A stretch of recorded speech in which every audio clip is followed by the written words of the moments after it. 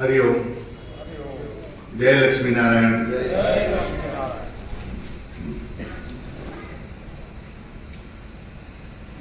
सौप्रथम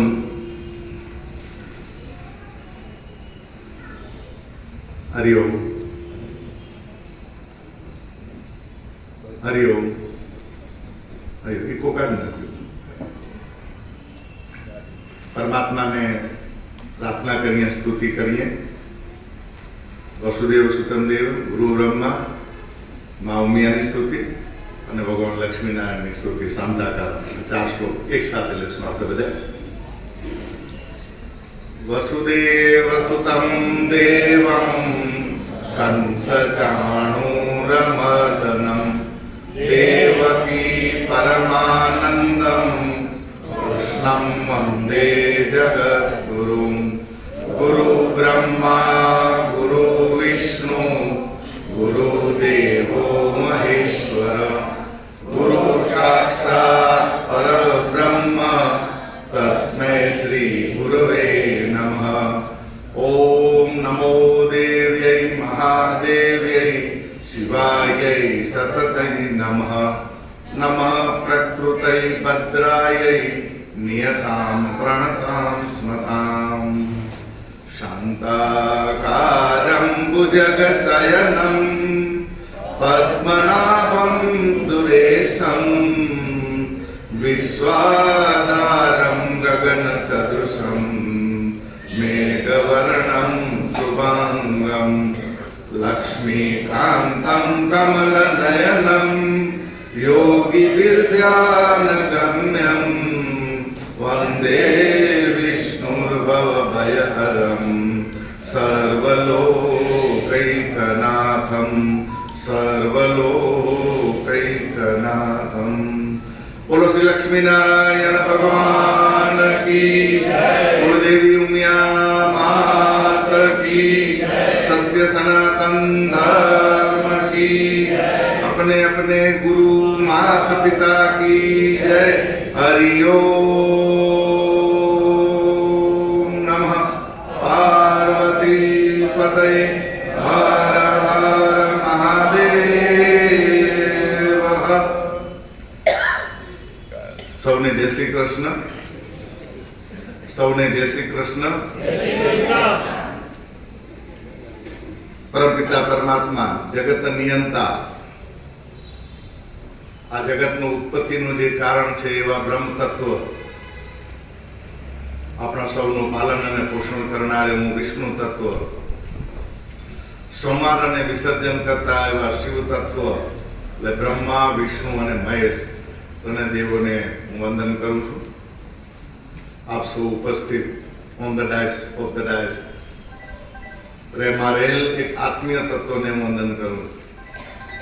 આજે આ ઇસ્લામપુર સમાજમાં અત્યારે ગુલાબી ઠંડી વાતાવરણમાં, ખુલ્લા વાતાવરણમાં અમે સુરક્ષિત છીએ। તમે કેટલા સુરક્ષિત છો એની ખબર?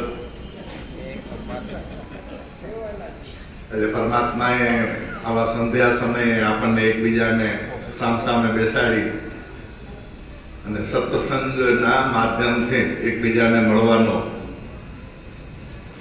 આ પરમાત્માએ આપણને જે આયોજન કર્યું છે તો એમાં આપણે શાસ્ત્રના આધારે પરમાત્માની કાલાવેલી આપણી ભેવી જેવી ભાષા છે એમાં સ્તુતિ અને પરમાત્માને પ્રાર્થના કરી હવે સત્સંગના માધ્યમમાં થોડોક આગળ જવાનો આપણે પ્રયત્ન કરશું। આજે આજ ઇસ્લામપુરમાં અહીંયા મારું બીજી વખત આવવાનું થયું। हाँ ईश्वरपुर ईश्वरपुर। अरे वाह वाह वाह। हाँ कायदेसर ईश्वरपुर थी गयो बराबर राइट। वाह वाह तमे आटलू बहुत सुंदर काम कर्યું। धीमे धीमे तमे पिराणाने छोड़ीने लक्ष्मीनारायण बाह्य रूपे के आंतरिक रूपे अपनाव्यो। नाम पण बदली नाख्યું। હવે જેવા નામ એવા ગુણ કહેવત છે કે જેવો નામનો ઉપયોગ કરીએ ને એવા ગુણ આપણામાં આવે। થોડુંક સ્લો જ રાખી દેજો, વાંધો હું આગળ આવી જાઉં। સીસાટી મારી હકડની ત્યારે વધે હવે કાંઈ નહીં. મારી અવાજ બંધ થઈ ગયો. હલો, હરિઓમ. બસ મૂકી દો, તમે બાજુ લઈ જાઓ, વાંધો નહીં. આ એક પરમાત્માનું સ્વરૂપ છે. પંચતત્વમાંનું બે તત્વ ભેળા થાય. હમણાં પરમાત્મા આપણને અહીંયાથી કંઈક સાનિધ્ય કરવા માટે પ્રયત્ન કરે છે. એક છે વાયુ અને બીજા શબ્દ પ્રમાણને મિશ્રિત કર્યું. જો પવન ન હોય તો ત્રીજા તત્વને જોડવા માટેનું જે અવકાશ આપે એને આકાશ કહેવાય. એટલે ત્રીજું તત્વ ભેળું થયું. અહીંથી શબ્દ બોલાય કરો પણ ત્યાં પહોંચે તો જો વચ્ચે અવકાશે હોય અને પવન દ્વારા માધ્યમે હોય. વિજ્ઞાન શોધ કરે, આપણને સમજાવે કે ભાઈ અહીંથી એક શબ્દ નીકળે એટલે એને વેગ મળે. એક પછી એક ધ્વનિ એકબીજાને ધક્કો મારે. અહીંથી કાન સુધી પહોંચે, કાનના પડદા હલે એટલે અહીંયા જે બોલાણું હોય એ કાનમાં અવાજ આવે. એટલે એ જે કાનના પડદા હલે ને એ અંદર બેઠેલો પરમાત્મા સાંભળે, એને સમજાય કે આ શબ્દ બોલ્યા. એટલે કાન નથી સાંભળતા, સાંભળ્યો કોને? આપણે એટલે અંદર જે બેઠેલો જાતે એને સાંભળ્યો. તો કોને સંભળાય? તો કે જીવતો એને. જે સૂઈ ગયો હોય એને ન સંભળાય. કાયમી સૂઈ ગયો હોય તો ઓમે ને સંભળાય, પણ જાગતો હોવા છતાં સૂતો હોય તો એને સંભળાય છતાં એ કાન આડા કરે. અત્યારે આ સંધ્યા સમયે સત્સંગ કરવાની આટલા બધા તત્વો વચ્ચે આપણને એક સુંદર અવસર જે મળ્યો છે તે પણ કયા સાનિધ્યમાં? સામાજિક અને આધ્યાત્મિક ના એક સુ અવસરે. તમારો જ ઝોન દક્ષિણ મહારાષ્ટ્ર અને ગોવા સમાજ, તમારા આંગણે સામેથી આવીએ સમાજ કાર્યકર્તાઓ, તમારા જ કાર્યકર્તાઓ તમારા આંગણે આવ્યા. અને એમાં આ એક આધ્યાત્મિકનું એટલે ધાર્મિકતાનું આપણા શાસ્ત્રોનું અધ્યયન કરવા માટે આપણે અહીંયા એકત્રિત થયા. તો આ જેમને તેમ નથી થતું. એક લૌકિક અને અલૌકિક, એમાં આ અલૌકિક વાણી કહેવાય. આપણે જે વસ્તુ ઉપર વિચાર કરવાના એ અલૌકિક છે, પણ લૌકિક દ્વારા આપણે એકબીજાને દેતી લેતીનો વ્યવહાર કરશું. કરાયું કોને? તો કે નિમિત્ત કોઈકને બનાવે, પણ ઉપરવાળાનું જો આયોજન હોય તો જ આ શક્ય બને, નહીં તો આ શક્ય બનતું નથી. અમુક ભાગ્યશાળી બહેનો હોય એના ચહેરા મને જોવા નથી મળતા. વચ્ચે આ મકાન બિલ્ડિંગનો થાંભલો થોડોક આડો આવેલો મને, એટલે જે નથી દેખાતી બહેનો થોડીક આ બાજુ આવી જાવ, આ બાજુ આવી જાવ. વચ્ચે ઘણી બહેનો એવી કે જે મને ખબર પડે કે વાતું કરે નહીં એમ. એટલે આમ થોડીક થાંભલો જેટલો આડો આવેલો એટલો જરાક બહેનો થોડીક આમ થઈ જાવ. બે મિનિટ માટે ખાલી થાંભલો મને જે દેખાતા નથી અથવા હું જે દેખાતો નથી એટલા ખાલી આમ થોડાક ક્રોસ થઈ જાય. થોડાક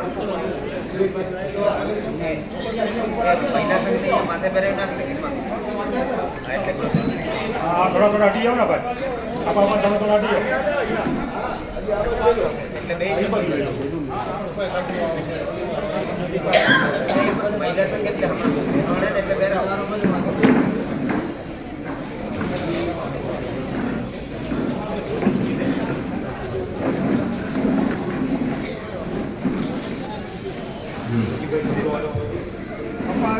મને નહીં હવે એમને આડું આવે. વાંધો તમને અનુરૂપ હો તો કોઈ વાંધો નહીં. ફરી પાછા આપણી યાત્રામાં આગળ વધીએ.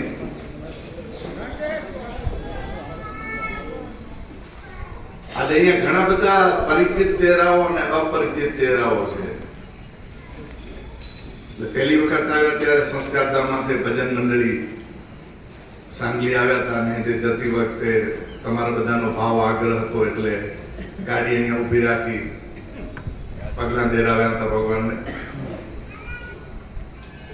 અને આજે ભગવાન સાક્ષાત આ પંચતત્વ રૂપે આજે આવ્યા અને અહીંયા દીપ પ્રાગટ્ય કરીને આપણે અહીંયા શુભારંભ સામાજિક વિચાર ચર્ચા કરી ચૂક્યા. સમાજ આપણા આંગણે ક્યારે આવે?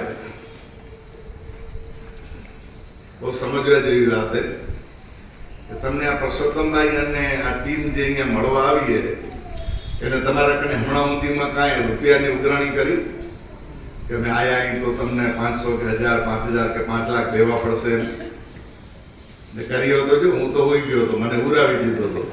એટલે મને એમ લાગ્યું કદાચ કંઈક આવી દેતી લીતીનો વ્યવહાર કરવો હશે એટલે અને હું થાક્યો તો કે પરમાત્મા મને ઉગાડી દીધો એટલે કાંઈ દેતી લીતીનો વ્યવહાર નથી કર્યો ને છતાં આશા રાખીએ કાંઈ પૈસાની નથી રાખી બીજી કાંઈક આશા રાખીએ એમ કે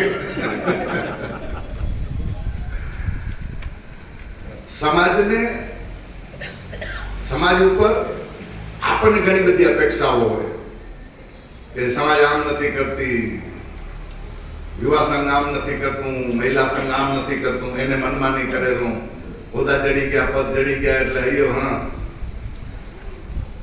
આપણી તો કોઈ પૂછા નથી કરતું.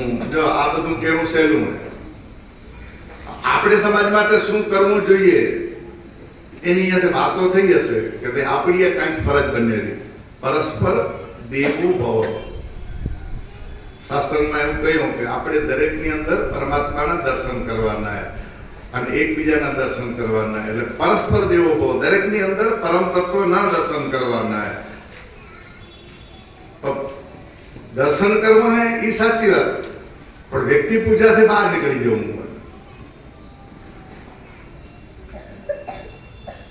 હું સામાન્ય વાતો જ કરીશ. આપણે ક્યાં ઊંડું એટલું જવું નથી કે જેથી આ ટાઢમાં વળી પાછા પલળીએ ને ઠંડી ન પકડાય. એટલે આપણા શાસ્ત્રોએ અહીંયા આગળ આપણને નિરાકાર નારાયણના દર્શન કરવા માટે પ્રેર્યા. શું કરવા માટે? નિરાકાર નારાયણના દર્શન કરવા માટે આપણને પ્રેર્યા. આપણને એટલા માટે મનુષ્ય જન્મ આપ્યો કારણ કે એ એક જ અવતારને આ પરમિશન કે દેવ દર્શન કરી શકે. દેવ એટલે એમાં દેવી આવી જાય. દેવ અને દેવીના દર્શન કરવા માટે આપણને પ્રેર્યા. હવે પરમાત્માનું જે નીતિ નિયમ હોય, જે પણ એના કાર્ય હોય એ પરમાત્માને આપણે ઓળખવાનો પ્રયત્ન કરવાનો હોય કે ભાઈ પરમાત્મા કેવા છે આપણને બધાને ખબર છે. આપણે તો અહીંયા ગામમાં અહીંયા મંદિર હશે, મહાલક્ષ્મીનું મંદિર કોલ્હાપુરમાં તો છે જ.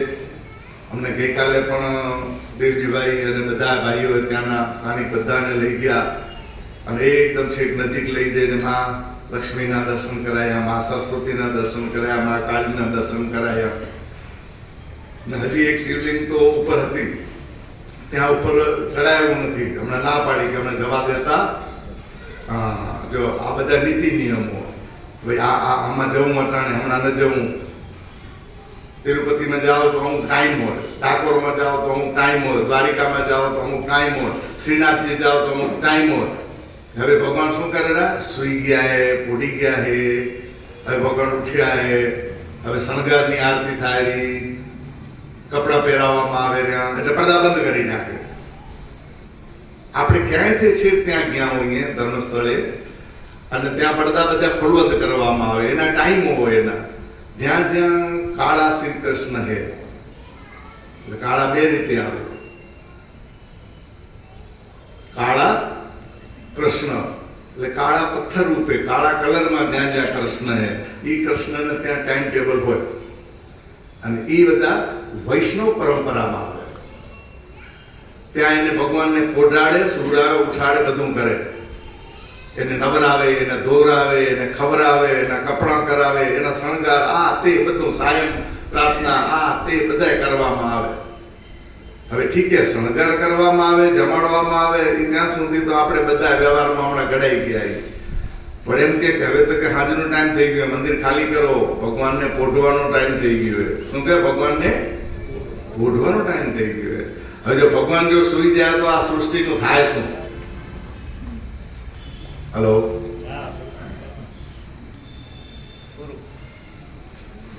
શું પૂરું?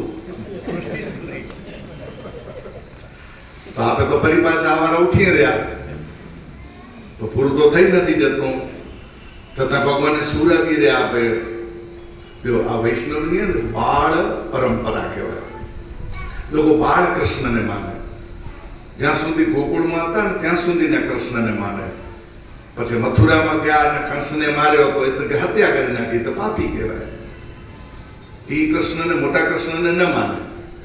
આપણે વૈષ્ણવ પરંપરામાં આવ્યા, પણ છતાં એ વૈષ્ણવ પરંપરા નહીં. તો કઈ પરંપરામાં આપણે આવીએ? આપણે ક્યાં છીએ? આપણે કયા સંપ્રદાયને માનીએ છીએ? આપણા ઈષ્ટદેવ કોણ છે? આપણા કુળદેવી કોણ? આ બધું આપણે જાણીએ તો રહ્યા, પણ ઉપરથી જાણી રહ્યા. એને ધાર્મિકથી જાણી રહ્યા. બધી વિધિએ આપણે કરીએ, મૂર્તિ પૂજા પણ આપણે કરીએ, મંદિરે જઈને આવીએ, આપણે બાધા રાખીએ, બધું કરીએ આપણે. પણ એની પાછળનો અધ્યાત્મ શું એ આપણને ખબર હોતી નથી. એટલે ખબર હોય તો વળી પાછા આપણે શું થાય, એક વખત સત્યનારાયણની કથા વંચાવી ત્યાં સુધી યાદ રહે.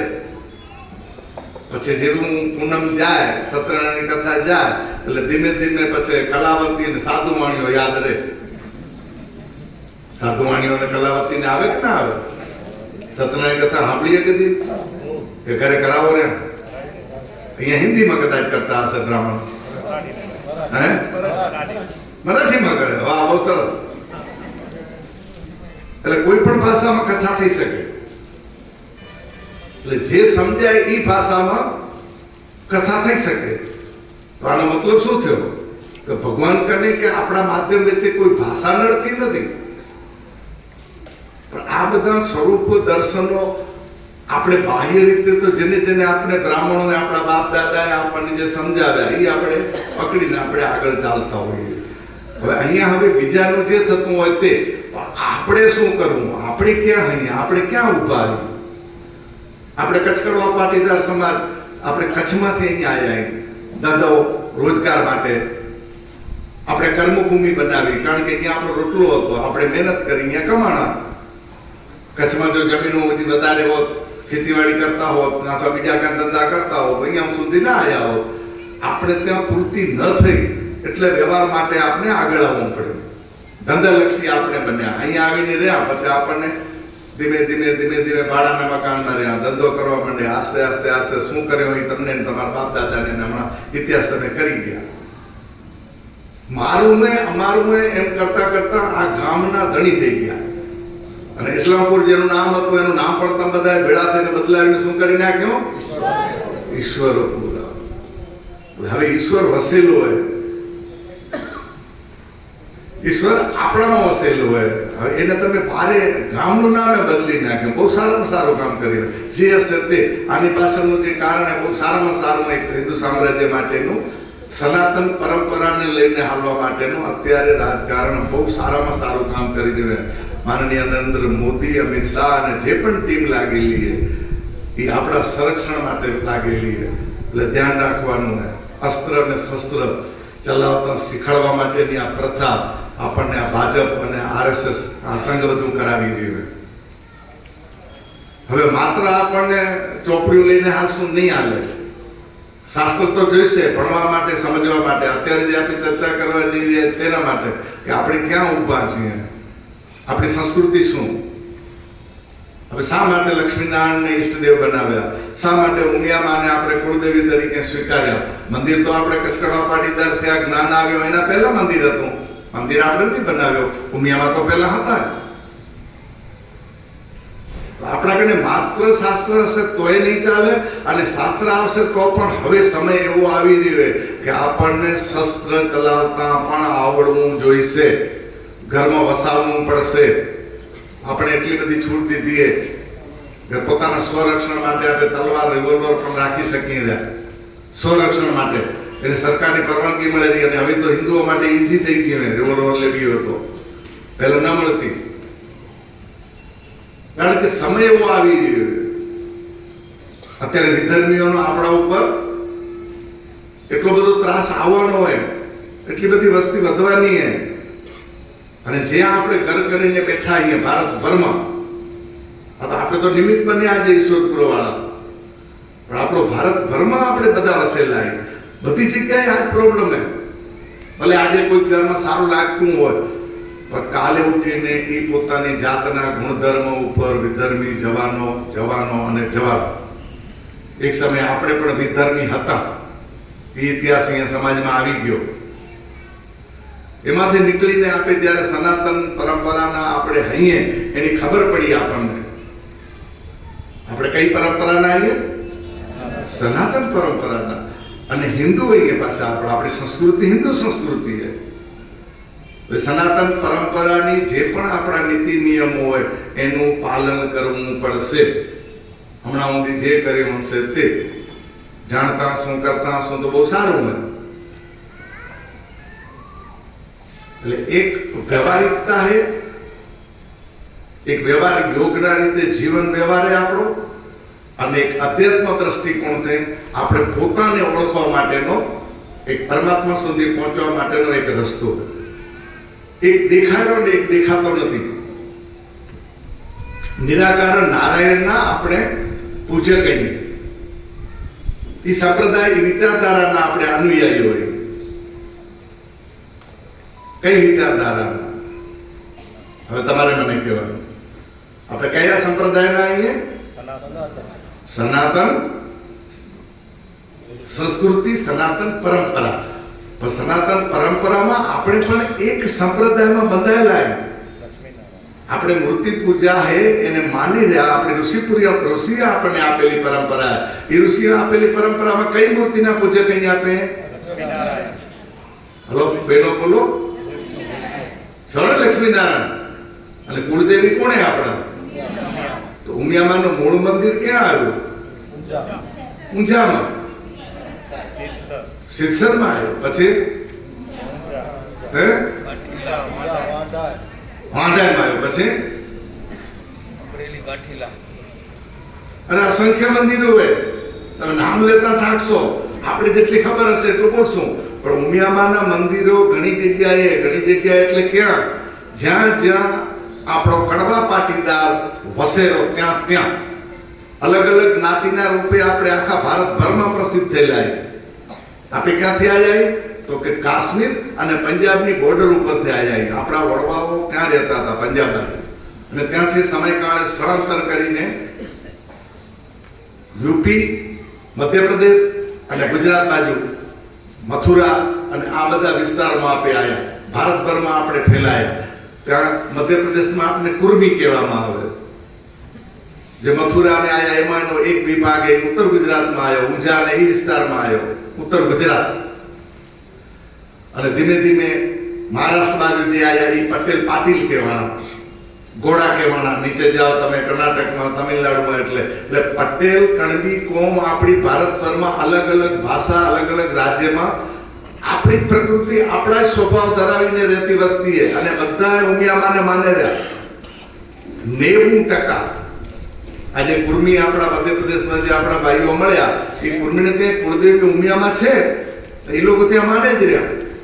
આજે પણ તમે જુઓ તો લાજ ને આ ને તે ને બધું જે કચ્છમાં આપણી જૂની જે પ્રથા હતી, હજી આજે એ લોકો ઘૂમટો મોટો લાજ કાઢીને ફરે. તમે યુપીમાં જાઓ, ઝાંસી બાજુ જાઓ, લલિતપુર જાઓ, અને જે વિસ્તારોમાંથી આપણી બહેનો હમણાં દીકરીઓ આપણી જે અછત એ આપણા કન્યા વહુની દીકરીઓની, તો ત્યાંથી લઈ આવી રહ્યા આપણે. એની સંસ્કૃતિ જુઓ તો એમાં એ છે શુદ્ધ શાકાહારી, અને પાછા બધા પ્રથા આપણી છે. તો આ બધા એનું માધ્યમ કોણે? તો કે કુળદેવીમાં ઉમિયા. એ કુળદેવીને આપણે આપણા વડવાઓ હોય ઉત્તર ગુજરાતમાં આવ્યા પછી આપણે એ માને સ્વીકાર્યા. માં હતા, આપણે કીધું કે આ કુળદેવી થશે. અને કડવા પાટીદારના નામની બીજી કોઈ દેવી નથી, એક જ માત્ર કડવા પાટીદારની કુળદેવી એટલે ઉમિયા માતાજી. જ્યારે લેવા પાટીદારમાં કોઈ ચોટીલાને માને રહ્યા, કોઈ ખોડિયારમાંને માને રહ્યા.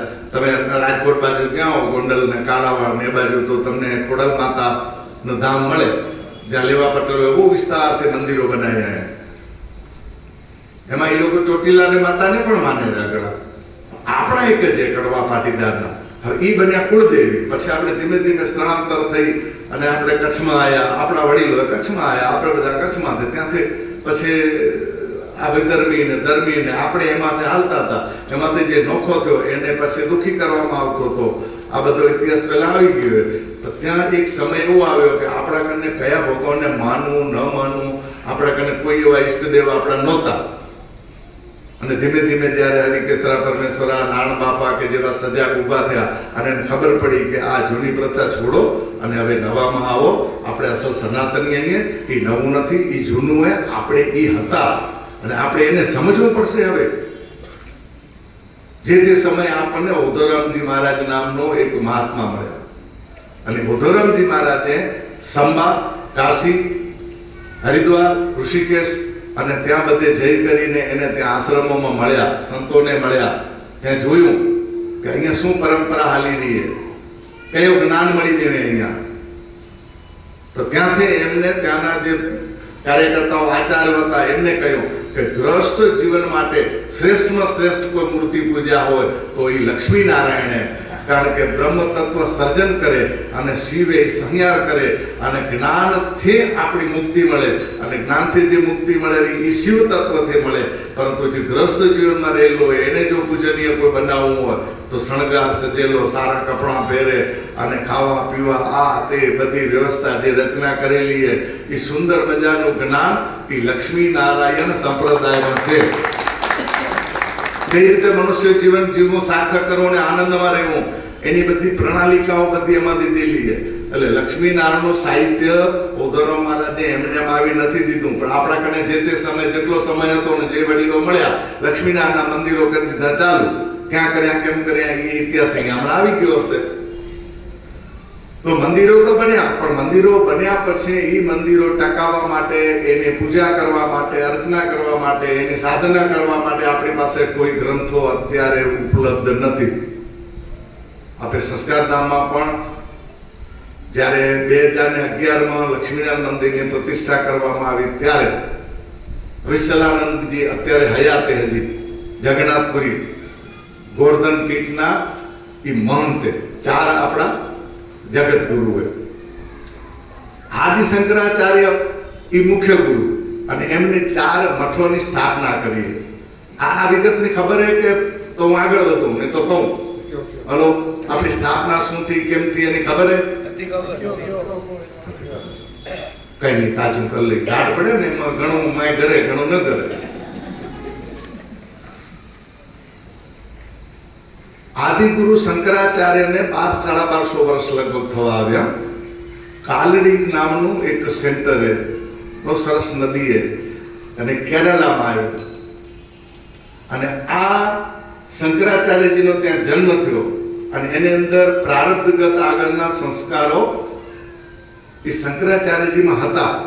ત્યારે શંકરાચાર્યજી નહોતા, બાળક સ્વરૂપે હતા, પણ એની અંદર ત્યારથી જ્ઞાન એટલું હતું, બુદ્ધિ એટલી તેજ હતી કે એક વખત શ્લોક વાંચી લે કે સાંભળી લે એટલે તરત એને યાદ રહી જતો. એને કાલડીની અંદર આજુબાજુમાં એનો પ્રભાવ થવા માંડ્યો, બાળ સ્વરૂપે પણ.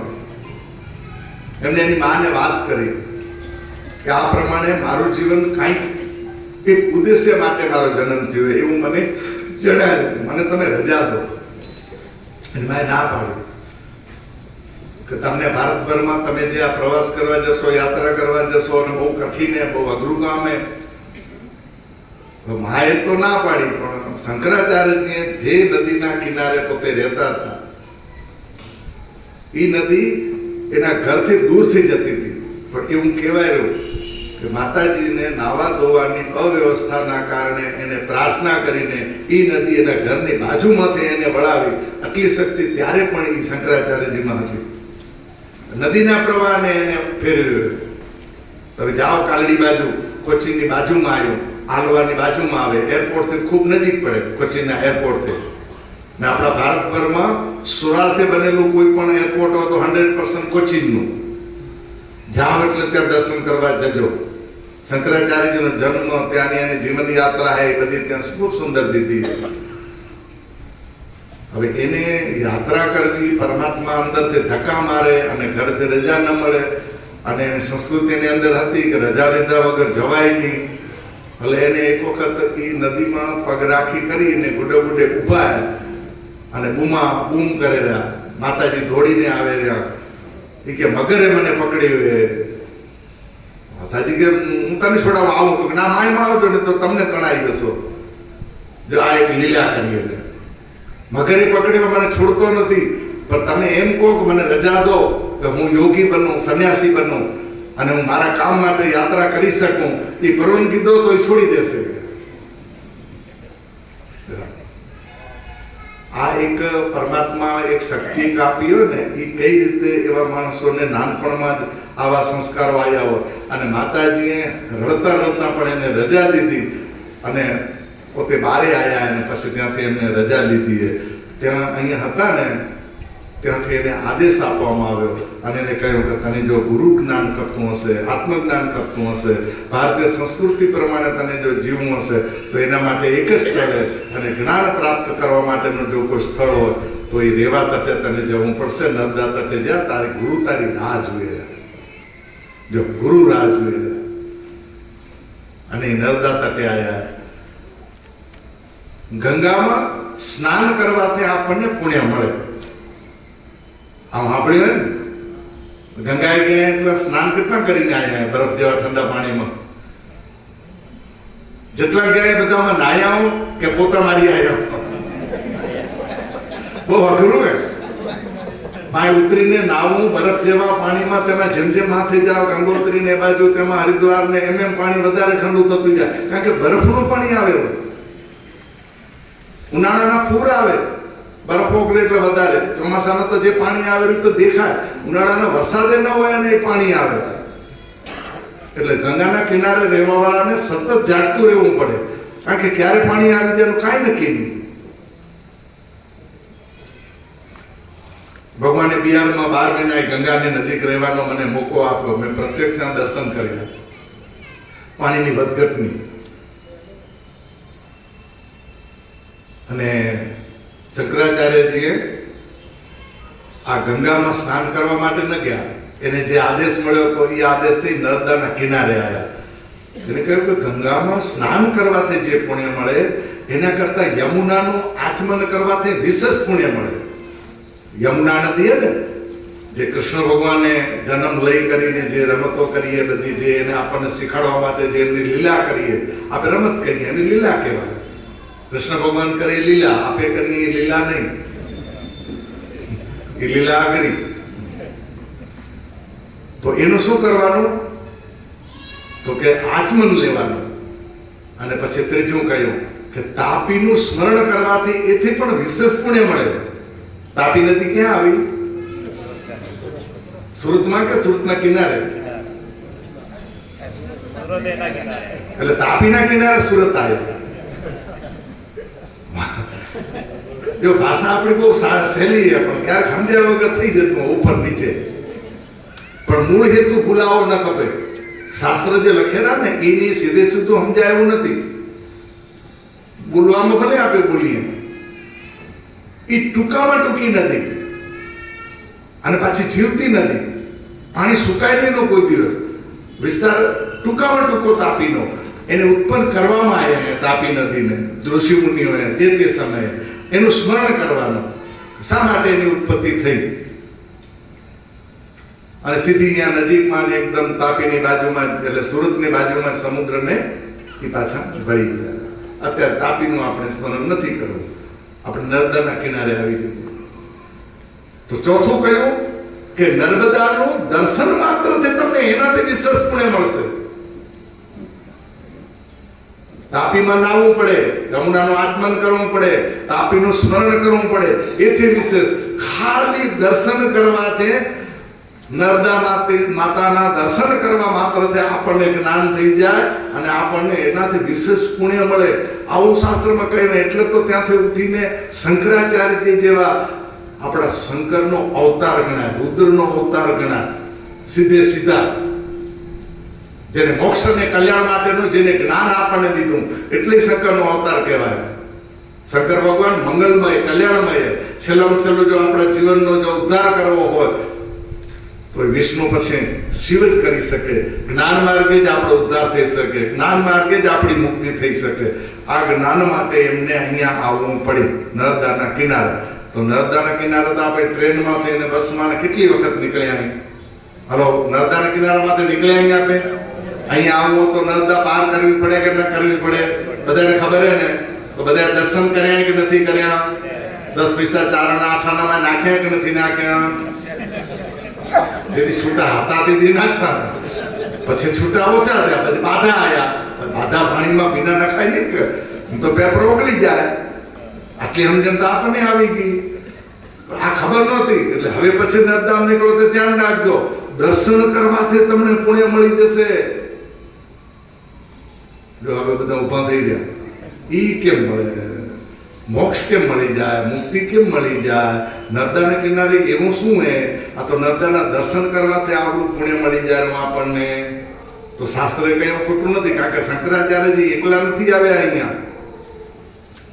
આપણા જેટલા પણ ઋષિઓ થઈ ગયા એ દરેક ઋષિ ભલે એ ગંગાના કિનારે રહેતા હોય, યમુનાના કિનારે રહેતા હોય, હિમાલયની ઘાટીમાં રહેતા હોય કે ગિરનારમાં રહેતા હોય, નર્મદાએ આવવું પડે એક વખત. પણ નર્મદાએ આવ્યા વગર એને જ્ઞાન પ્રદાન થતું નથી. તો આપણે થોડુંક સમજવું જોઈએ કે આવું શું કરવા. આપણે 4 મઠની સ્થાપના કરવા જઈ રહ્યા. આપણી જે પરંપરા એના માટેનું અનુસંધાન કરીએ તો આપણને ખબર પડે કે શા માટે શંકરાચાર્યજી શું કરીને આપણા માટે, કયા સમયે આવું કરીને, તે સમય કેવો હતો. નર્મદાની વાત તમને હાલે રહી તો એને આપણે થોડીક હજી વાગોળી લઈએ, પછી શંકરાચાર્યજીને ભીડા યાત્રા ચાલુ કરશું. આપણે નર્મદા નદીના કિનારે આ બધા ઋષિઓને આવવું પડે જ્ઞાન માટે. કયા જ્ઞાન માટે એ પછી લેશું આપણે. તો બધા ઋષિઓને જો નર્મદાના કિનારે જ્ઞાન માટે આવવું પડે તો આ કિનારો એટલો બધો પવિત્ર અને એટલી બધી ભૌતુલિકની અલીય શાખા એનો પ્રવાહ છે. અને આ પ્રવાહની અંદર અમરકંટેશ્વરથી એનું મુખ છે, ત્યાંથી ઉદ્ભવ સ્થાન છે. સાંભળ્યું? એમપીમાં આવ્યો અમરકંટેશ્વર.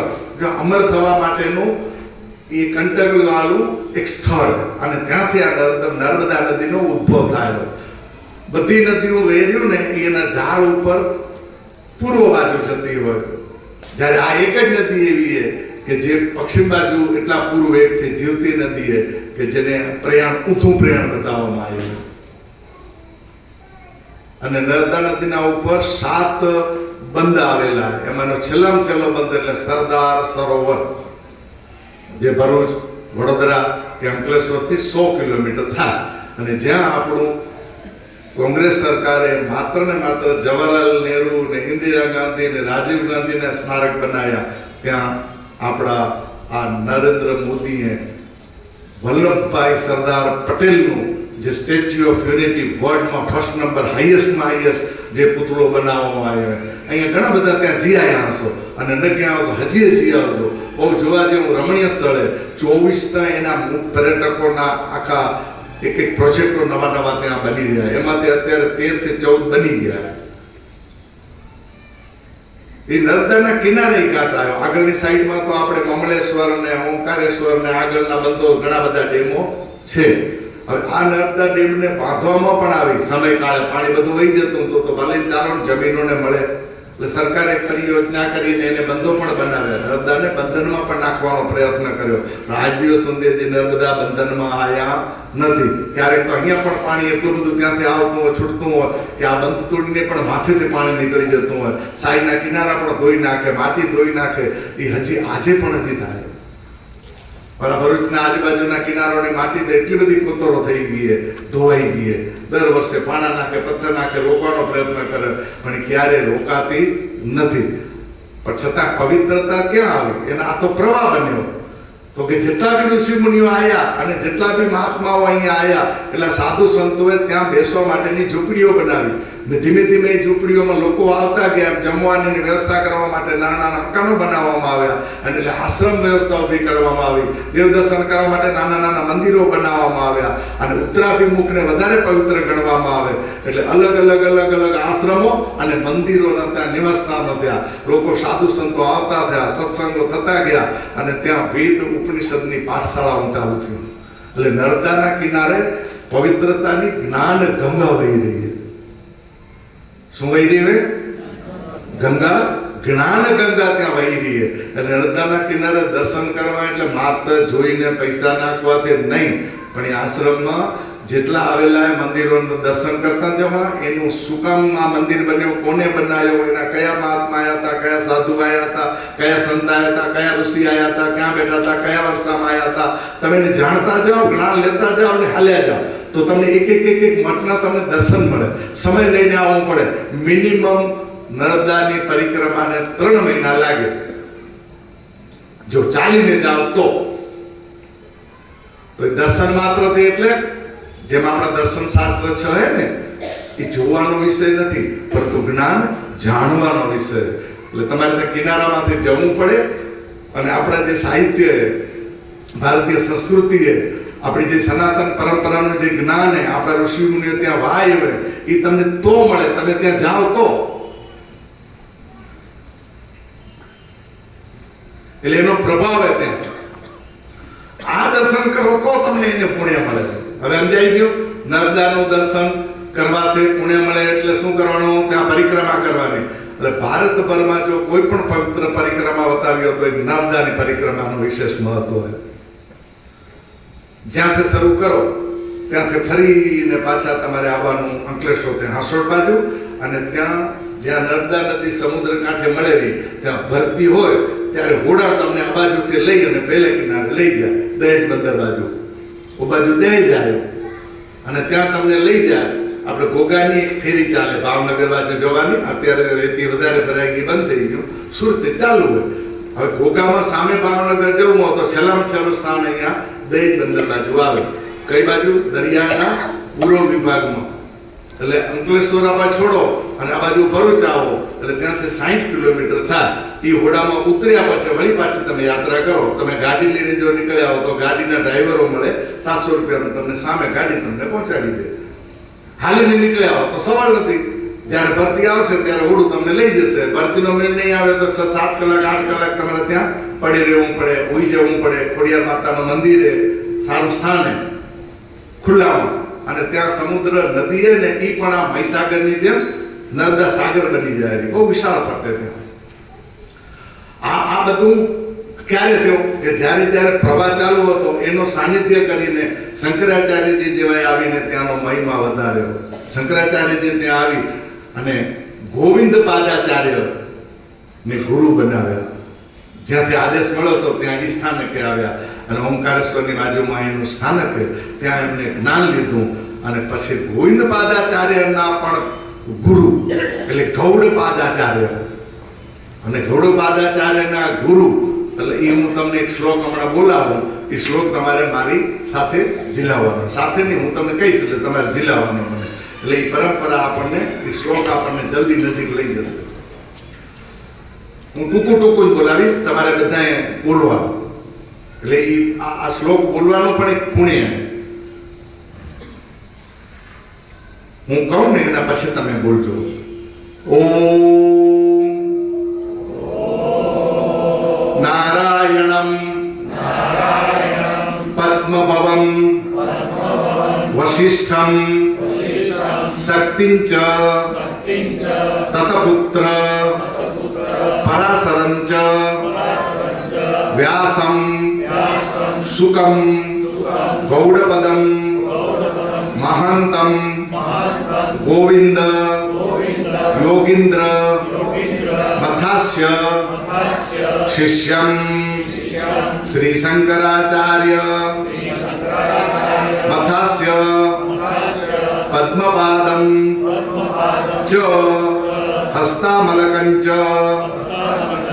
શિષ્યમ તમ તોટકમ વાર્તિકકાર મન્યાન અસ્મત ગુરુના સંતત માનતો અસ્મિ માનતો અસ્મિ.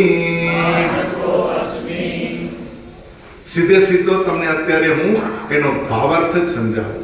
એટલે સમજી લો કે આ લક્ષ્મી નારાયણનું સ્વરૂપ આપણા શાસ્ત્રમાં ક્યાં આવ્યું છે? પકડવું એ કોને દીધું વચ્ચે આવીને?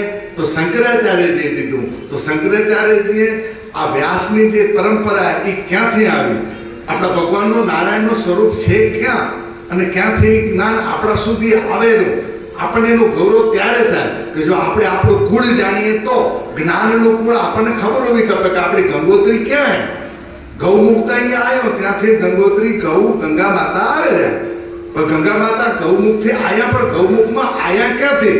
એ જ્ઞાન દ્વારા સમજાય. એનાથી પણ તમે 7 કિલોમીટર ઉપર જાઓ તો તપોવન આવે અને ત્યાં બરફના પહાડો ને પહાડો હોય, ધડામ જતા મોટી મોટી શિલાઓ આવે, ઓગળે અને પછી ગૌમુખમાંથી પ્રવાહ રૂપે ગંગા નાના સ્વરૂપે પેલી બહાર નીકળે અને બધા ઝરણા ભેળા થતા થતા અલગ અલગ સ્વરૂપે નંદાકીની કહો કે જે કોઈ એક એક જાનવી બધી હું ગંગોત્રી ભેળું થઈ અને એક થાય અને ગંગા કહેવાય. એમ આપણા મગજમાં પણ અલગ અલગ વિવિધ ગંગોત્રીઓ વહેર્યું. મંદાકીની હે, મંદાકીની હે, કોઈ ગુસ્સાની હે, કોઈ પ્રેમની હે, કોઈ જિજ્ઞાસાની હે, કોઈ જરૂર વગરની હે, બિનજરૂરી હે, જરૂરી હે. આ બધાને પ્રવાહને આપણા મુખે એક કરવાની હે, બધાને કાઢી કરીને એક મુખ બનાવવાની હે. આપણે લક્ષ્મી નારાયણ આપણા ઈષ્ટદેવે ત્યાં સુધી પહોંચવા માટેના માધ્યમને સમજવા માટેના આ બધા માધ્યમો હોય. આપણે શાસ્ત્રો આપેલા પ્રમાણિત પાછા, એવું નથી કે મેં આ તૈયાર કર્યા. હવે એનો માત્ર ભાષાંતર પેલું સમજી લો. શ્રી નારાયણ બ્રહ્માજી, પછી એમના પુત્ર કે વશિષ્ઠજી, એમના પુત્ર શ્રી શક્તિ, પછી એમના પુત્ર શ્રી પારાશર મુનિ, એમના પુત્ર વ્યાસ ભગવાન, એમના પુત્ર સુખદેવજી, મહાત્મા ગૌડપાદાચાર્ય અને ગોવિંદ પાદાચાર્ય, એના શિષ્ય એટલે શ્રી શંકરાચાર્યજી, તેમના શિષ્યો શંકરાચાર્યના મુખ્ય શિષ્યો પદ્મપાદ, હસ્તામલક, તોટકાચાર્ય, વાર્તિકકાર, સુરેશ્વરાચાર્ય અને અમારા અન્ય સર્વ ગુરુજનોને હું સતત પ્રણામ કરું છું, નમસ્કાર કરું છું. તમે હમણાં જે શ્લોક બોલ્યા ને એ તમારા નમન ત્યાં પહેલા પહોંચી ગયા. એ સંસ્કૃતમાં હતા, એ સંસ્કૃત ભાષાને આવડેલી. ગુજરાતી આપણે ઋષિ મુનિઓને કે ભગવાનને આવડતી, આપણા ભગવાનને ગુજરાતી આવડતી કે નથી આવડતી? લક્ષ્મી નારાયણ ઉમિયામાને ગુજરાતી આવડતી હશે? જો પહેલા કહી દીધું, પરમાત્માની સ્તુતિ અને આરાધનામાં ભગવાનમાં કોઈ ભાષા નડતી નથી. અંતરાત્માથી તમે બોલો ને, મારે ભાષા વાપરવાની જરૂર નથી. અંતરાત્માથી તમે કરો તો પણ ભગવાન બધી વાત સાંભળે, સમજે રહ્યા. એટલે શાસ્ત્રએ કહી દીધું 3 વખત બોલ્યા પછી ઓમ શાંતિ શાંતિ શાંતિ. એટલે શાંતિ શાંતિ 3 વખત કહી. એટલે પહેલી જે શાંતિ છે ને એ શારીરિક અને માનસિક છે, જેને આધ્યાત્મિક શાંતિ કહેવાય. આપણે જ્યારે મનન કરવા જઈએ, પરમાત્માની સ્તુતિ કરવા જઈએ, આપણે પરમાત્માની પ્રાપ્તિ માટે મન શાંત કરવું પડે, બેસવું પડે, તો એમાં 3 ને મળ, વિક્ષેપ અને આવરણ. આ નડતર શું? એ મળ, વિક્ષેપ અને આવરણ. આ 3 તોડવા માટે આપણે 3 વખત 3ની શાંતિ આપણે માગી દે. 3 શાંતિ એટલે શું? એટલે પહેલી શાંતિ કહ્યું કે આધ્યાત્મિક શાંતિ હોવી જરૂરી છે. એ માનસિક અને શારીરિક ઉપાધિ હોય. બીજી ઉપાધિ એ આદિ ભૌતિક, એ પશુ પંખીથી, પ્રાણીથી, ક્યાંથી પણ તમને લાગે વળગે જે થાય ને એને કહેવામાં આવે આદિ ભૌતિક. એટલે ભૌતિક સંસારમાં જે મોહ માયા માટે આપણે ખાવા પીવા લેવા કરવા માટે જે પ્રયત્ન કરી રહ્યા એનામાંથી આપણે શાંતિ મેળવી જોઈએ. એટલે બીજી શાંતિનું નામ છે આદિ ભૌતિક અને ત્રીજી એ આદિ દૈવિક. આદિ દૈવિક એટલે કહીએ તો કે જે ઊંચીતાના વાવાઝોડા આવે, ધરતીકંપ આવે, કુદરતી જે પ્રકોપ આવે, જે દેવને આપી કહેતા હોય કે ભગવાનથી આ થયેલી એક ક્રિયા શું કરી આપે, આપણા શું થાય? વિશ્વમાં આપણે ટીવીમાં આવી ગયા તો આપણે ખબર તો પડે નહીં કે અમેરિકામાં આ વિસ્તારમાં વાવાઝોડા આવ્યા અને આટલા ઉડી ગયા. હમણાં ક્યાં ચાલુ હતું? ઇન્ડોનેશિયા ને બાજુ હતું. કંબોડિયા ને બધા સામસામાં આવી ગયા, થાઈલેન્ડ ને તો આ બધા વિસ્તારોમાં ક્યાંક આવતા હોય. આપણા ભારતમાં પણ આવે. કચ્છમાં એક ધરતીકંપ થયો તો સાંભળ્યું ને? એટલે સાક્ષી ઓછા હશે, બાકી જે નાના હશે એને તો સાંભળ્યું જ હશે. 40-50 વર્ષની એવરેજમાં એક વખત ધરતીકંપ થાય અને એની સીધી અસર ભરૂચ વિસ્તારમાં થાય, કારણ કે એ પણ ભૃગુ કચ્છ કહેવાય. જે અસર કચ્છમાં થાય ને એની ભરૂચની આજુબાજુ વિસ્તારને અસર થાય નહીં. એ ગમે ભૌગોલિક એકબીજા સાથે જોડાણે. ઓલું કચ્છ છે, આ ભૃગુ કચ્છ છે. અને ભૃગુ કચ્છ એટલે ભરૂચની જે સ્થાપના કરીએ ને, અમારા આટલામાં લીમાણી કોણ હે? લીમાણી દીકરીઓ, લીમાણી જમાઈ હોય. તો લીમાણીના જે ગોત્ર હે ને એ ભૃગુ ઋષિએ, અને આ ભૃગુ ઋષિએ આ ભરૂચની સ્થાપના કરીએ. ભૃગુ ઋષિની સ્થાપના એટલે જે ઋષિઓ બધા આયા અહીંયા આવવું પડ્યું બધાને. તો ભૃગુ સંહિતા પણ ત્યાં એમને સર્જન કરીને. અત્યારે પણ પૌરાણિક મંદિર છે, વ્યવસ્થા ઓછી થાય, કારણ કે ધીમે ધીમે માણસો ઘટતા જાય, નાનું ઓછા થતા જાય, ધ્યાન ઓછું દે. શનીશ્વરનું મંદિર એના જે વારસા એના જે શિષ્યો થયા પાછળ એ બધા મૂર્તિ બધું ઘણું બધું ભરૂચમાં. તો એ ભૃગુ કચ્છે આ અહીંયા આગળ ધરતીકંપોને રોકવા માટેના પ્રયત્નો કરવા છતાં એમને સમજણ પડી ગઈ, એટલે ભૃગુ સંહિતા ઊભી કરીને દીધી. અને ભૃગુ સંહિતામાં એ દીધું હે કે આપણી હસ્તરેખાઓ જે પણ જેવી પણ હે ને એની અસંખ્ય સ્થાપત્ય દીધેલા, ચિત્રો દીધેલા. જો તમને જોતા આવડે અને કોઈ જાણકાર હોય તો તમે બતાવી દો, તો હસ્તરેખા જેની સાથે મળી જાય એનું ફળ શું મળશે એ આજે પણ એનું સાક્ષાત્કાર થાય. એના પ્રમાણે હસ્તરેખા પ્રમાણે એ થતું આવ્યું. આ ભૃગુ સંહિતા તેથી ભૃગુ ઋષિએ બનાવેલી છે. આજે આજ નર્મદાના કિનારે વળી પાસે આપે શંકરાચાર્યજી ક્યાંથી ક્યાં આવ્યા એનો પ્રકાર આપણને જણાવ્યો. શંકરાચાર્યજી પછીની કથાને કહો તો આપણને ખબર જ કે શંકરાચાર્ય શું કર્યું, છતાં આપણે એને વાગોળવાનો પ્રયત્ન કરી રહ્યા. શંકરાચાર્યજીથી આપણે આગળ જઈ રહ્યા. તો શંકરાચાર્યજીના ગુરુ કોણ? તો કે ગોવિંદ પાદાચાર્ય. ગોવિંદ પાદાચાર્યના ગુરુ કોણ? તો કે ગૌડ પાદાચાર્ય. ગૌડ પાદાચાર્યના ગુરુ કોણ? તો કે સુખદેવજીથી એને જોડ્યા. ઘણા બધા વચ્ચે પરંપરાઓ શિષ્યો આવ્યા. એ બધા શિષ્યોને પાર કરતા કરતા જે આગળ હતા પહેલા એ છેલ્લા સુખદેવજી હતા. અને સુખદેવજીને આપણે બધાની ખબર હતી. ભાગવત કથા કરનાર મુખ્ય ઋષિ ગુરુ કોણ? તો કે સુખદેવજી. પણ રચના કોની? તો કે વ્યાસની. વ્યાસ કોણ? તો કે સુખદેવજીના ગુરુ હતા અને પિતા પણ હતા. જો આ ખબર હે કે નથી ખબર? એટલે તાજું કરી લો, ખબર તો હે બધાને. આપણે તો બધા હોય, પણ આપણે જરૂરી ના લાગે એટલે પછી આપણે ઘરે ન લઈ આવી. વળી ઋષિ કે પરંપરા કે સનાતન ને બધું જો ઘરમાં કરી જાય તો આપણે બાવાને ગણી આવશું, ભાભીઓને ગણી આવશું. ભલે ઘરની નફત વળી જાય, જે થઈ જાય તે ખબર હોય કે ન હોય, તો પરંપરા એને જાણો ને. જે પરંપરાથી જે જ્ઞાન આવેલું એનો સદુપયોગ આપણે કરીએ. એને તેની આગળ કહી દીધું કે સુખદેવજી અને સુખદેવજીના પિતા એટલે વ્યાસજી અને વેદમ વ્યાસના પિતા એટલે શ્રી શક્તિ, અને શ્રી શક્તિના પિતા એટલે વશિષ્ઠજી. વશિષ્ઠજીની વચમાં આવ્યા ને પારાશર ઋષિ, એ વ્યાસના પિતા. પારાશર ઋષિના પિતા એટલે શ્રી શક્તિ, ને શ્રી શક્તિના પિતા એટલે વશિષ્ઠજી. અને વશિષ્ઠજી કેના પુત્ર? માણસ પુત્ર બ્રહ્માજીના. અને બ્રહ્માજીને આ જ્ઞાન કોને દીધું? બ્રહ્માજીની ઉત્પત્તિ ક્યાં? આપણે લક્ષ્મી નારાયણ ભગવાનની મૂર્તિ ઊભી તો આપણે ઘણી જોઈ હોય, પણ આડી મૂર્તિ ક્યાંય જોઈએ કે આપણે? હલો, વિષ્ણુ ભગવાનનું સ્થાન ક્યાં? કમળમાં. એમ ને આપણે હમણાં ગાયું આપણે શાંતાકારમ ભુજગશયનમ પદ્મનાભમ સુરેશમ. તો એ આમ ભુજામાં હાથ રાખીને બેઠા, આરામથી શાંતાકાર કરીને હસેરા બેઠા, અને એના પગ અને લક્ષ્મી માતા બેઠા. આવી મૂર્તિ જોઈએ? લક્ષ્મી નારાયણની આવી મૂર્તિ જોઈએ તો હાકો, ન બોલવો તો નાકો.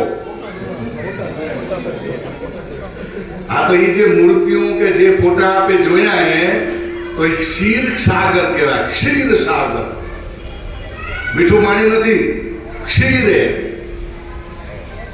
અને ક્ષીરના સાગરના વચમાં ભગવાન પોતાના હાથનો સહારો લઈ કરીને કેવા આકારમાં સૂતા હે? શાંતાકારમ, એકદમ શાંતાકારમાં હોતા હે. પણ કોનામાંથી હોતા હે? દરિયાના પાણીમાં તો નથી હોતા, હે? નાગમાંથી હોતા હે. શેષ નૈયા. તમે પણ ટ્રાય કરજો તો નાકમાં ત્યાં હોવાનો. ખાલી ટ્રાય તો કરજો. માહિતી ઝેર કાઢીને પછી તો પ્રયત્ન કરજો નાકમાં કેમ હુવાયો. અને એમાં પાછું શાંત હોવાનું. જો આપણા નારાયણના સ્વરૂપના વર્ણન દીધા હે શાસ્ત્રોએ. એવો નારાયણે અહીંયા દીધું. એ નારાયણ સૂતો હોય ત્યાં એના વચમાં લક્ષ્મીજી એના પગમાં બેઠા હે. પણ એક વચ્ચે એક દેવ ઉભા થયા હે અને એમાંથી કમળ નીકળ્યું હે. ડૂટીમાં તે નાભીમાં તે અને કમળમાંથી એક ભગવાન ચાર મોઢા વાળા. એ ભગવાનનું નામ શું? બ્રહ્માજી. હવે સરળ થઈ ગયું. હવે અહીં આપણો ચેક્ષો આપે. ભાઈઓએ સાથ દીધો, બહેનોએ પણ સાથ દીધો કે બ્રહ્માજીની ઉત્પત્તિ ક્યાં? તો કે નારાયણની નાભીમાંથી. તો જે ઉત્પત્તિ કરતા નારાયણે એ બ્રહ્માજીને જો ઉત્પન્ન કર્યા હોય તો નારાયણ મોટા કે બ્રહ્માજી મોટા? જવાબ દો.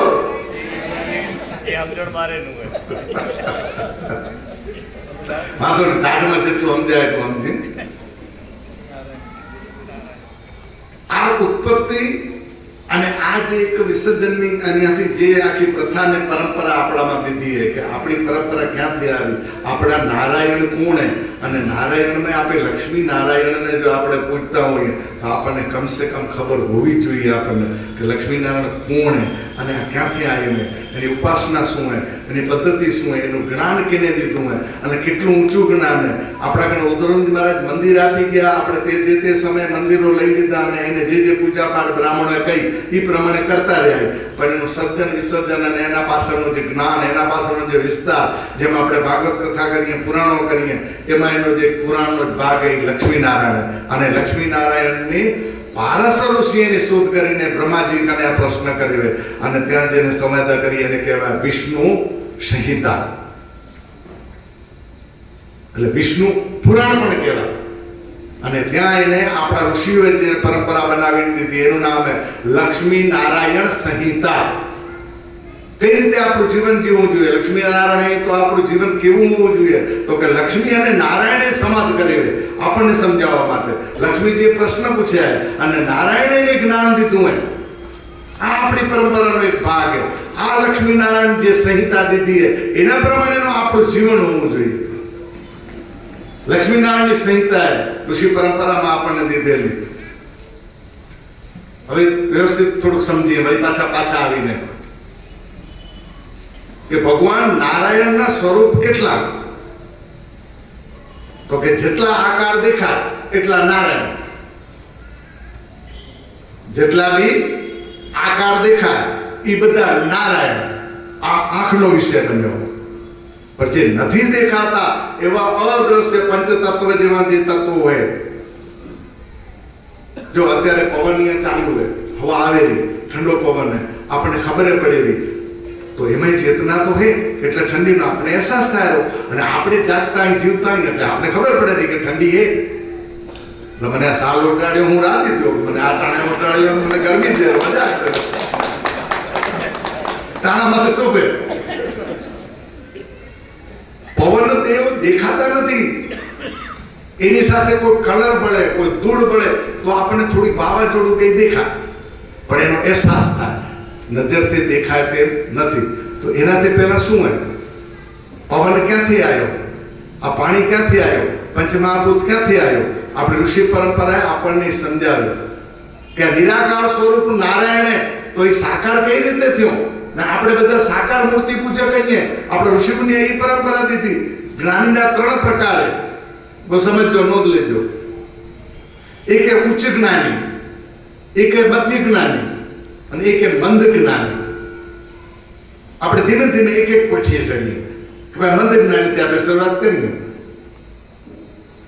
આપણે મંદ જ્ઞાની, ઉચ્ચ જ્ઞાની કે મધ્ય જ્ઞાની એને આપણને ખબર નથી. એ દેનારો માર્ગ દેશે. આપણે પોતાને માર્ગ દેવાના, કોઈને કહેવાની જરૂર નથી. આપણે ક્યાં હઈએ એ કક્ષા આપણી શોધવાની. એટલે જે ઋષિ પરંપરા પ્રમાણે વેદ ઉપનિષદ કે જે ભણીને ઉપરની કક્ષાની જે વાત કરેલા એ ઊંચે, અને ઊંચીની સંખ્યા બહુ તેરવે ઘણા એટલી હોય, જ્યારે મધ્યમાં લગભગ 50% ઉપર હોય, ને જ્યારે મંદે ને બાકી બચ્યા બધા મંદ જ્ઞાની હોય. મંદ જ્ઞાની માટે શું કરવાનું હોય તો કે આપણે માધ્યમ વચ્ચેનું પકડીએ, જે કર્મકાંડ કરાવે તેને આપણે પૂછીએ. આપણે આપણા બાપ દાદા ઉપર વિશ્વાસ નથી, લક્ષ્મીનારાયણ સંહિતા વાંચી નથી, વિષ્ણુ પુરાણ આપણે વાંચ્યું નથી, એટલે આપણે કેને પૂછીએ? બ્રાહ્મણ કે તે. એટલે કર્મકાંડ કરાવે. કાંડ એટલે શું ખબર હે ને? કાંડ થઈ ગયો હોય, એ બહુ મોટું કાંડ થઈ ગયું હમણાં. કાંડ ખબર હે ને? કાંડ સારું નહીં આવે. પણ છતાં કર્મકાંડી કરીને આપણે જઈને પૂછીએ, અને કર્મકાંડી જેમ કેમ કરી નાખીએ, ભાઈ આ વિધિ કરવી, આપણે શું કરવું તો કે આ કરી નાખ, અને આ કરવું તો આ કરી નાખ. આપણે જ્ઞાન હોય કે ન હોય, સમજણ હોય કે ન હોય, આપણે અત્યાર સુધી બ્રાહ્મણોના આશ્રય આલી રહ્યા. આપણા ગ્રંથો લક્ષ્મીનારાયણના આટલા બધા ઉપલબ્ધ હોવા છતાં આપણે એને સમજવાનો પ્રયત્ન કરતા નથી. જો બ્રહ્માજી જેવું સર્જન આપણા જ નારાયણના નાભીમાંથી જો થતું હોય, અને તે પણ કમળ ઉપર, અને કમળ ક્યાં આવેલો? કમળ ક્યાંથી ઉત્પત્તિ થાય? આ ભાજપવાળા એમને નિશાન નથી લીધું ને. કમળ ક્યાં ઉત્પન્ન થાય?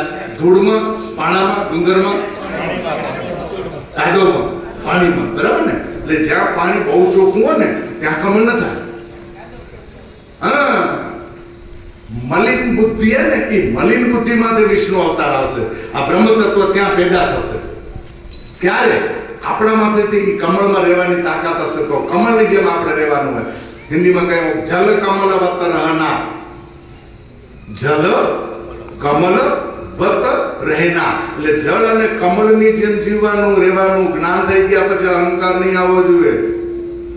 સમજણ હોય કે ન હોય, પણ આપણે કઈ રીતે જીવવાનું હોય તો કે પાણીમાંથી કમળ પેદા થાય રહ્યો, છતાંય કમળ ઉપર, એના પાંદડા ઉપર જો પાણી પડે તો એને કોઈ સ્પર્શ થતો નથી. એ નીતરી જાય, પાણી પાછું નીચે પડી જાય. તો જીવનમાં આપણે બધું જીવવાનું, બધું કરવાનો, વ્યવહાર કરવાનો, પણ આપણા જીવન વ્યવહારમાં જે રાગ દ્વેષ, જે તકલીફો આવેલી, ઝઘડા થાયરા, જે બોધ વાંધા થાયરા, આ બધાને બાદ કરીને જીવવાનું. એને ક્યાંય અડવા દેવાનું તો આપણે પોતે કમળ જેવા થઈ જશું. અને જો કમળ જેવા થઈ ગયા તો આપણી ઉપર કોણ બિરાજશે? બ્રહ્માજી બિરાજશે. એટલે બ્રહ્મ તત્વ બિરાજશે, અને બ્રહ્મના દર્શન થશે. અને બ્રહ્મના દર્શન થશે તો આપણે નાભી દ્વારા બ્રહ્મા નારાયણ કને પહોંચશું. ક્યાં પહોંચશો? ક્યાં પહોંચશો? બોલો લક્ષ્મી નારાયણ ભગવાન કી જય. સત્યનારાયણ કથા, એમ નારાયણ કથાનો પહેલો ભાગ, પહેલો અધ્યાય શરૂ. હવે આ રીતે કરીએ તો સમજો મજા આવે. કારણ કે ઓલી સત્યનારાયણની કથા કરેલો તો આપણને હવે ગળે પડી ગયો. લીલાવતી ને કલાવતી ને સાધુવાણીઓ પકડાણો, કલાવતી પકડાણી. જેમ પૂનમનો ચંદ્ર વિકાસ પામે તેમ કલાવતી મોટી થતી ગઈ. સાધુવાણીયાને ચિંતા થઈ, હવે એના લગ્ન કરવા. આ બધું એમાં આવે સત્યનારાયણ કથામાં. તો બારે જ બેઠા હોય, ભાઈઓ ભૈયા ભાઈ ના આવે, બહેનો જ બેઠી હોય, ઘંટડી વગાડતી હોય, મારે કહેતા હોય યજમાન બેઠો હોય ભાઈ. જેવી આરતી થાય ને ખબર પડે, થાળ ફૂલાશે એટલે બધા આવે પ્રસાદ લેવા. તેનો સત્યનારાયણની કથાનો આ બધા પ્રસાદ મુખ્ય અહીંયા આપણે. પ્રસાદ નો પહેરો, પણ સળ નથી કરવું, તપ નથી કરવું, સાંભળવું નથી. કારણ કે એની કથા આપણે તો શું કરવાનું હોય? વળી પાસે જળ કમળવત બ્રહ્માજી આવી જાય, બેસી જાય, અને નારાયણ સ્વરૂપના દર્શન થઈ જાય તો ઘરમાં શું? આપણા કઈ તાકાત નથી નારાયણના દર્શન કરવાની ને એને જાણવાની. તાકાત કરવા માટેનું આપણી પાસે એવું પાત્ર કપશે. એ જ્ઞાન પચાવવા માટેનું, પેલું પકડવા માટેનું, રાખવા માટેનું પાત્ર કપશે. તો પાત્ર કેવું હોવું કપે? ખાડાવાળું હોવું કપે. અને કેવું હોવું કપે? સીધું હોવું કપે. અને પવિત્ર હોવું કપે, ઊંધું નહીં. નહીં તો ભાઈ અમૃત ઢોળાઈ જાય. સીધું હોવું કપે અને પવિત્ર હોવું કપે. એટલે શુદ્ધ હોવું કપે. શું અંદર નાખવું? અમૃત નાખવું એમાં. અને ત્રીજું, તૂટેલું ફાટેલું કે કાણા વાળું નહીં આવે પાત્ર. નહીં તો એ અમૃત બધું વહી જશે. હમણાં આપણે અમૃતને પીવા માટેનો પ્રયત્ન કરી રહ્યા. આપણે આપણું સાધન ને આ શરીર અને આપણું જે જ્ઞાન બુદ્ધિ એને પાત્ર એવું શું પાત્ર બનાવવું હોય કે જેથી આને સમજી શકીએ અને પછી એને પરંપરા પ્રમાણે આપણા વારસાને આપણે દેતાનો પ્રયત્ન કરવો એ આપણી ફરજમાં આવેલો. અત્યારે આપણે જીની રહ્યા, જાગી રહ્યા, જાણી રહ્યા, તો અત્યારે સજા ગઈ ગયા. આપણામાં સત્વ બુદ્ધિ છે તો સત્વ બુદ્ધિનો આ પ્રકાર બને. સત્વ એટલે પવિત્રતા, ચોખ્ખું હોવું ખપે. એટલે પાત્ર સીધું હોવું ખપે, ચોખ્ખું હોવું ખપે અને કાણા વગરનું હોવું ખપે કે જેથી આપણામાં ઉતરે. મને શું લેવા દેવા? તો સત્સંગ 7 દીના સપ્તાહ જેવો થાય. પરીક્ષિત રાજાને મુક્તિ મળે, આપણને મળે નહીં. કપડા પહેરીને પાછા હતા એવા ને એવા. ઘરે આવો તો એમ થાય કે ગયા હતા, મજા આવી ગઈ. વળી આવો તો મોકો લાગે તો તિરુપતિ જઈ આવશું. કથા કરો તો અહીં પરસોત્તમભાઈ કહેજો અમે હાલશું આ વખતે. કાંક તમે રામેશ્વર કરનાર આવો. ચમચકા દરિયો રામેશ્વર તો જોવા જડશે, એટલી ઢોસા ખાવા જડશે. જો આપણે એ ભૌતિકતામાં જઈ રહ્યા. અહીંયા ત્રણની બુદ્ધિ કરવામાં આવી. આદિ દૈવિકો, ભૌતિકો કે આધ્યાત્મિકો. આ ત્રણે આપણા માટે મુક્તિમાં નડતર રૂપે, મળ વિક્ષેપ અને આવરણ રૂપે આ અવરોધો દૂર કરવા પડશે. મળ, વિક્ષેપ અને આવરણ આપણને ઈ સત્સંગ કરવા દેતા નથી, સત્સંગનો સંગ કરવા દેતા નથી. સત્સંગમાં તો બેવા દેરા, પણ સત્સંગ પોતે આપણામાં બેસતો નથી, સંગ થતો નથી. કોનો? સત્યનો. સત્ય કોણે? તો નારાયણ સ્વરૂપ સ્વયં બ્રહ્માજીની ઉત્પત્તિનું કારણ પોતે બનાવ્યું અને શિવજી સંહારક બન્યા એ જ્ઞાન સ્વરૂપે. કયા જ્ઞાન સ્વરૂપે? કયો અહીંયા શંકરાચાર્યજીએ જ્ઞાન દેવાની વાત કરી. હવે ત્યાંથી આપણે પાછા આવીએ. શંકરાચાર્યજી કે જે ઋષિ મુનિઓ નર્મદાના કિનારે આવેલા અને અહીંયા આવ્યા પછી જો અમર થઈ જતા હોય તો અમર જે અમરકંટેશ્વર એ અમર કઈ રીતે થાય? આ જ્ઞાન ગંગાનું અમૃત જળ પીને. કયા જ્ઞાન ગંગાનું? જ્ઞાન લઈને. કયો જ્ઞાન લઈને? આત્મ જ્ઞાન. સમજાણું?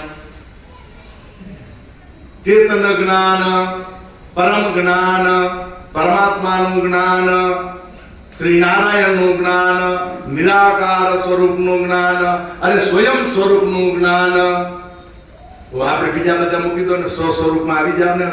સ્વસ્વરૂપનું જ્ઞાન ત્યાં મળેલું. કયું જ્ઞાન મળેલું? સ્વરૂપનું જ્ઞાન એટલે પોતાનું જ્ઞાન. બીજી ક્યાંય જવાનું નથી. આ શાસ્ત્રો સ્પષ્ટ કહી દીધું મેં. બીજું બધું જાણવા જશો ને જે જાણશો ને એ માત્ર ને માત્ર તમારા માટે માહિતી, એ જ્ઞાન નથી. દુનિયા આખીની જાણકારી લઈ લો જે ખપે એ જાણકારી, એ માત્ર ને માત્ર માહિતી. તમારા અંદર જે પ્રગટે, જે જ્ઞાન બેસી જાય, જ્ઞાન સ્વરૂપ કમળવત બની જાય અને પરમ તત્વ આપણને પામ્યા પછી આનંદ આનંદ અને આનંદ જ માત્ર જે મળ્યા રાખેલો એ આનંદ અમૃત સ્વરૂપે આપણને પીવાનું હોય, એ જ્ઞાન અંદર પ્રગટ કરવાનું હોય. અને એના માટે આ બધા શાસ્ત્રો આપણને દીધા. જો લક્ષ્મી નારાયણના અનુયાયી હોઈએ, કુળદેવીમાં ઉમિયા હોય, આ શક્તિ સ્વરૂપીની હોય, તો એ લક્ષ્મી નારાયણ માટેના આ બધા ગ્રંથો, આ બધા પુસ્તકો આપણા માટે ઉપલબ્ધ છે. જ્યાં સુધી ગ્રંથ અને એનો મહિમા નહીં સમજાય ત્યાં સુધી એ ચોપડીઓને પુસ્તક જ રહેનારા. જ્યારે આપણું લાગશે કે લક્ષ્મીનારાયણ ઈષ્ટદેવે અને એની આ લક્ષ્મીનારાયણ સંહિતા કે વિષ્ણુ પુરાણ કે પછી આપણા એના નામોનો આપણે જ્યારે મહિમા સમજવા માંડશું ત્યાર પછી આપણે એના ઉપર ભાવ આવશે. એ હજી સુધી ક્યાં ઉપલબ્ધ આપણા કને થાય એવી કોઈ લક્ષ્મીનારાયણની સુવિધામાં છે નહીં. એટલે કેન્દ્ર સ્થાનવાળો એવો વિચાર કર્યો. ગોપાલભાઈ પણ એમના અને આ બધા તમે પણ એમના, એ પણ એમના. અને આજે પુરુષોત્તમ અહીંયા બેઠા આવા ઉત્તમ પુરુષોત્તમભાઈએ ક્રાંતિ કરવાનું કરી અને આ એક પ્રવાસનો શરૂઆત કર્યો. એટલે સૌથી પહેલું નામ દીધું. 19 વર્ષ પહેલા વાલજીભાઈ નીકળ્યા હતા અને આજે આ ટીમ જે નીકળી છે એ માત્ર સામાજિક વાતો કરવા નહીં પણ સમાજને ઉન્નત કરવા, પરમાત્મા તરફ લઈ જવા માટે સામાજિક અને આધ્યાત્મિક સંપર્ક યાત્રા કરવા માટે નીકળી છે. અને તમારા દર્શને આવ્યા, તમારી અંદર પરમ તત્વો એના, તમારી પાસે જાણવા અને જ્ઞાન લેવા આવ્યા, આ રીતે માહિતી દેવા આવ્યા. એટલે આપણે માહિતીમાં તો રહેવાનું પડશે જ, કારણ કે જે સંસાર સાગરમાં રહી જાય તરવો પડશે, એના વગર નહીં હાલે. આ શરીર દ્વારા જ આપણને ત્યાં પહોંચવાનું હોય, શરીર વગર નહીં પહોંચી શકીએ. ભલે નિરાકારની વાતો કરીએ કે મારી અંદર બેઠેલું ચેતન તત્વ હે, ઈ પરમ તત્વ હે, પરંતુ આધાર કોણ હે? તો કે શરીર હે. હમણાં તમે બેઠા હો ને અમે બેઠા હી. આ આપણે આપલે ત્યારે કરી શકીએ કે જરૂર શરીર હોય તો. એટલે આપણા ઋષિ મુનિએ આપણને સાકાર અને મૂર્તિ પૂજા દીધી. નિરાકારને જાણવા માટે આ સાધન આપણું પહેલું. સાકારને સમજ્યા વગર નિરાકાર નહીં સમજાય. આધારે સાકારે શરીરે. શરીર સાકારે કે નિરાકારે? હલો, શરીર સાકાર કે નિરાકાર? તો સાકાર પરમાત્માએ આપણને એટલે બનાયા, અંદરથી એક ચેતના દીધી, મન નામની, બુદ્ધિ નામના બે આપણામાં બે જ્ઞાન દીધા, બે એવી અમૂલક વસ્તુ દીધી કે 84 લાખ યોનિમાં કેને ઉપલબ્ધ નથી, એ માત્ર મનુષ્ય દીધી. એટલે ભગવાન ગાંડા નથી, એમને એમ નથી દીધું. આપણે મન ને બુદ્ધિ, વિચારવા અને નિર્ણય લેવાની શક્તિ. મન એટલે વિચારવું અને બુદ્ધિ એટલે નિર્ણય લેવો. આપણે એના માટે નથી દીધું કે શાક કયું કરવું ને કયું ન કરવું, મીઠું કેટલું નાખવું, લાડુ બનાવવા ખાંડ કેટલી નાખવી વજન કરીને. એટલા માટે બુદ્ધિને મન નથી દીધા. ભલે વાપરો, ઉપયોગ કરવા માટે ના પાડે, વજન કાંટા દીધા, બધું દીધું. હે સારામાં સારું બનાવો, સારામાં સારું ખાઓ. આ 3 ટાણા થયા અમે સારામાં સારી ખારી ભાત, શું કહેવાય, ભાત નહીં અને દાળ પાતળી પાણી પણ ખાધી સ્વાદવાળી. આ જલેબી તો ખરી પણ કાલે બપોરે જલેબી, આજે વાળી જલેબી અને ક્યાં ક્યાં ખબર ના. રવજીભાઈ તો ઘણી ઘણી આવીને ઇચલકરંજીમાં કેસરી બરાબર ફર્સ્ટ ક્લાસ કટમઠી એવી જલેબી ખવડાવે. અને કીધું આ ભાઈ આ સ્વાદ લેવા માટે મનુષ્ય નથી તો શું ફેંકી દેવી એમ? હલો, હવે અમે કહેવાનું હોય કોઈ વસ્તુનો ત્યાગ કરવાનો નથી. જો આપણને પણ પરમાત્માએ જો સાકાર સ્વરૂપે સર્જન કરીને તો આ જમવાની આઈટમો પણ જેટલી બી પરમાત્માએ બનાવીએ ને આ આપણા જીવનમાં સદુપયોગ માટે બનાવીએ. એનો સદુપયોગ કરવાનો હોય, ઉપયોગ કરવાનો હોય, સમજીને કરવાનો હોય. ખાવા પીવામાં મનાઈ નથી. તમે વસ્તુઓ ઘણી બધી જે ફેરફાર કરશો એટલે આઈટમ બદલતી જશે. આપણે ગોળ પાપડી કહીએ ને કચ્છમાં, સુખડી કહેવાય, મવડીની સુખડી વખણ. તો એ સુખડીમાં જો ચામત ન રાખો ને એક ગળી નીકળી ગઈ તો તમારો ગોળ દાંતની પરીક્ષા લઈ લે. તમારું સુખે નહીં, દી કાઢી નાખે સુખડી. એ રીતે લાડવાને આપણે કરીએ એમાં ચાઇનીમાં જોવા વાળો જો કારીગર ન હોય તો લાડવો કેવો થઈ જાય. પેલાની ઘણી કથાઓ આવીને કાના મોટી થાળા હતા, એમાં તોડતા તો ઠીક નહીં તો ભાગી જતો, બંદૂકે દેવો પડે. આપણે ને જો આઈટમ પણ થોડી ઘણી કાળજી રાખ્યા વગર થોડીક તક તમે જાણો જો ચૂકી ગયા તો તમારી વાનગી પણ જો બદલી જતી હોય તો આપણા જીવનમાં હાલતા હાલતા હાલતા ક્યાંય પણ નાની મોટી ભૂલ કરી તો આપણે ક્યાં જઈને ઉભા રહેશું? કયા દરિયામાં જઈને આપણે ફસી? આપણે જીવન નૌકા ને ક્યાં પહોંચે એનું કાંઈ ઠેકાણું નથી. ઓને હજી સુધારી શકાય, પાણાથી ઓળીથી ઓપારીથી કાપી શકાય. કાંઈ નતા છેલ્લે ગાયને કઈ ગમે ને ખવડાવવા, ભલે ગાયના દાંત તૂટે તો વાંધો નહીં. આપણે બચી ગયા ને આ 7 કિલો માણસ. આપણું જીવન જો એકવાર બરબાદ થઈ ગયું ને ફરી એને લેપ લગાવવો બહુ અઘરું હોય. ક્યાંય એવી ભૂલ ન કરવી મનુષ્ય જીવનમાં. ક્રોશ આવવાનો, લોભ આવવાનો. આપણે વિપુએ 6 કામ, ક્રોધ, લોભ, મદ, મોહ, મત્સર. આપણે એની અંદર હમણાં નથી જવું. એવડી બીજી વાર સત્સંગ આપણે અહીંયા ઈશ્વરનગરમાં કરશું, ત્યારે વિસ્તારપૂર્વક ચર્ચા કરશું. અત્યારે લક્ષ્મીનારાયણની સંહિતા અને આપણા પોતાના મૂળ પાઠ હોય એને આપણે સમજવાનો પ્રયત્ન કરશું. પછી થોડા અંદર જશું, વિસ્તારિક અને વિષય પ્રમાણે જશું. આ બધા વિપુ કહેવાય. વિપુ એટલે નર્તર રૂપે જે મળ વિક્ષાપ આવરણનો એક ભાગ. આપણે કામના કરશું તોય આપણે ખેંચી જશે, ક્રોધ કરશું તોય ખેંચી જશે. આ 6 પ્રયોગ ને એ આપણે મત્સર્ય બનાવી દેશે, જ્યાં ને ત્યાં ખણી દેશે, ક્યાંય ફેંકી દેશે આપણને. એટલે બહુ સજાગ રહેવાનું. પાણી તો દરિયાનું તમને ગમે ત્યાં ખેંચી જાય. ભરતી અને ઊંટ જોતા આવડવી ખપે. હલો, હું આ બોલું રોઈ અઘરું લાગેલું કે સમજાય એવું? તો પાણીમાં જો દરિયામાં બચવું હોય તો ભરતી અને ઊંટ જોવી પડે કે ન જોવી પડે? દરિયામાં નાહવું હોય તો આજુબાજુ વાળાને કે ત્યાં વિસ્તારવાળાને પેલું પૂછવું પડે કે ન પૂછવું પડે? ભાઈ હમણાં ભરતીએ કે ઊંટે પાણી અંદર ખેંચેલું કે બહાર ફેંકે રહું? હલો, આ જીવનમાં આપણને પાણીમાં આ સમુદ્ર ને આ સંસાર ને સાગર કહેવાય. સંસાર બીજું નામ શું હે? સાગર. આ સંસાર સગર તારવો બહુ અઘરો હોય તરવો. આપણે ભરતી ઊંટ જોવી પડે. કાંઈ વાંધો નહીં, એનું કામ એને કરવા દો, પરિણામ આવશે. સંસાર સાગર કહેવાય. એટલે સાગર પાણી મીઠું હોય કે મીઠા જેવું હોય?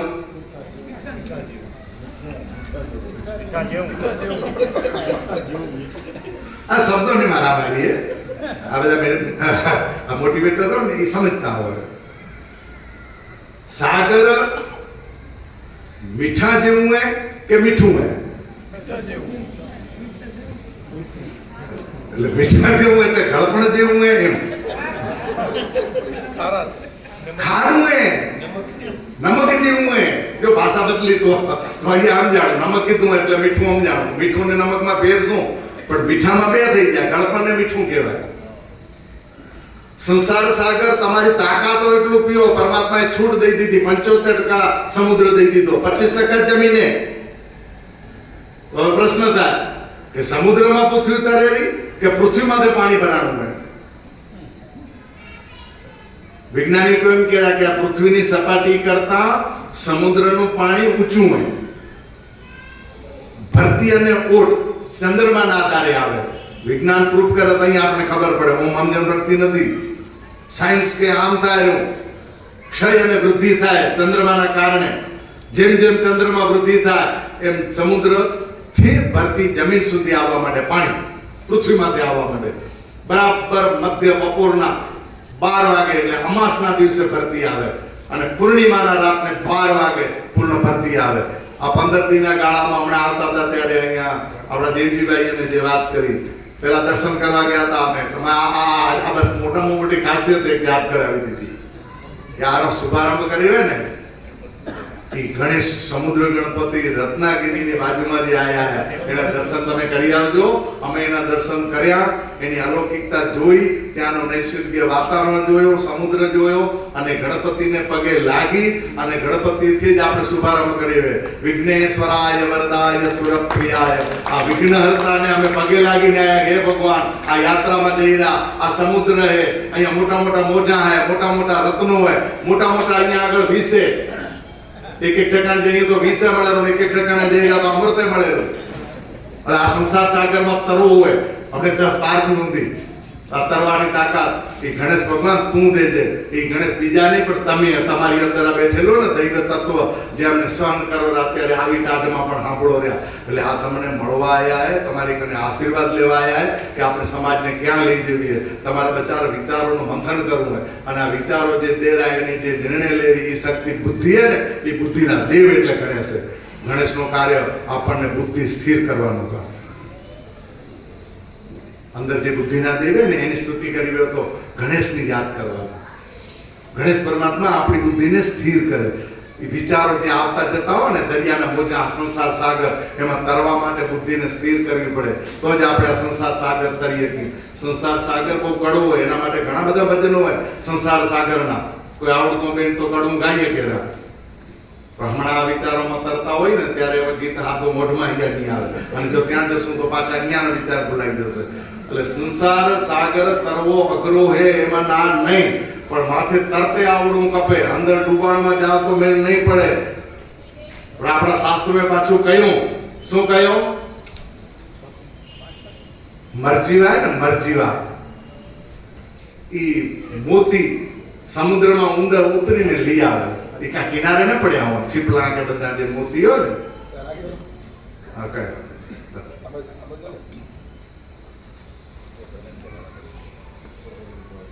સંસારમાં સાગરમાં હું બોલું ને એટલે વાર્તા કરું ન મતલબ આ વાર્તા આપણા માટે, આપણા જીવનની ચર્ચા આપણે કરીએ. દરિયામાં ઊંડા ઉતરી તો તણાઈ જઈએ, ખેંચાઈ જઈએ, પણ જે અંદર ડૂબે ને એને મોતી મળે. હલો અંજનભાઈ, બીક લાગેલી ના પાડી કે હમણાં ભરતીઓ જોવી પડે, સમુદ્રમાં ઘણું ઉતરાય નહીં, પાણી આપણને ખેંચી જાય અને મોતી ખપતું હશે, અમૃત ખપતું હશે તો અંદર જવું પડે. મરજી વાળો એ જ નીચે જઈને મોતી લઈ આવીએ કે કિનારે બેઠો મજા જોઈએ પડ્યો, એને કાંઈ મળે નહીં.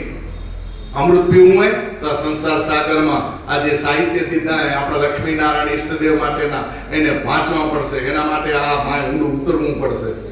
હલો સમજાયેલું? સમજાયેલું? મરજીવા બનવું પડશે, ઊંડા ઉતરવું પડશે.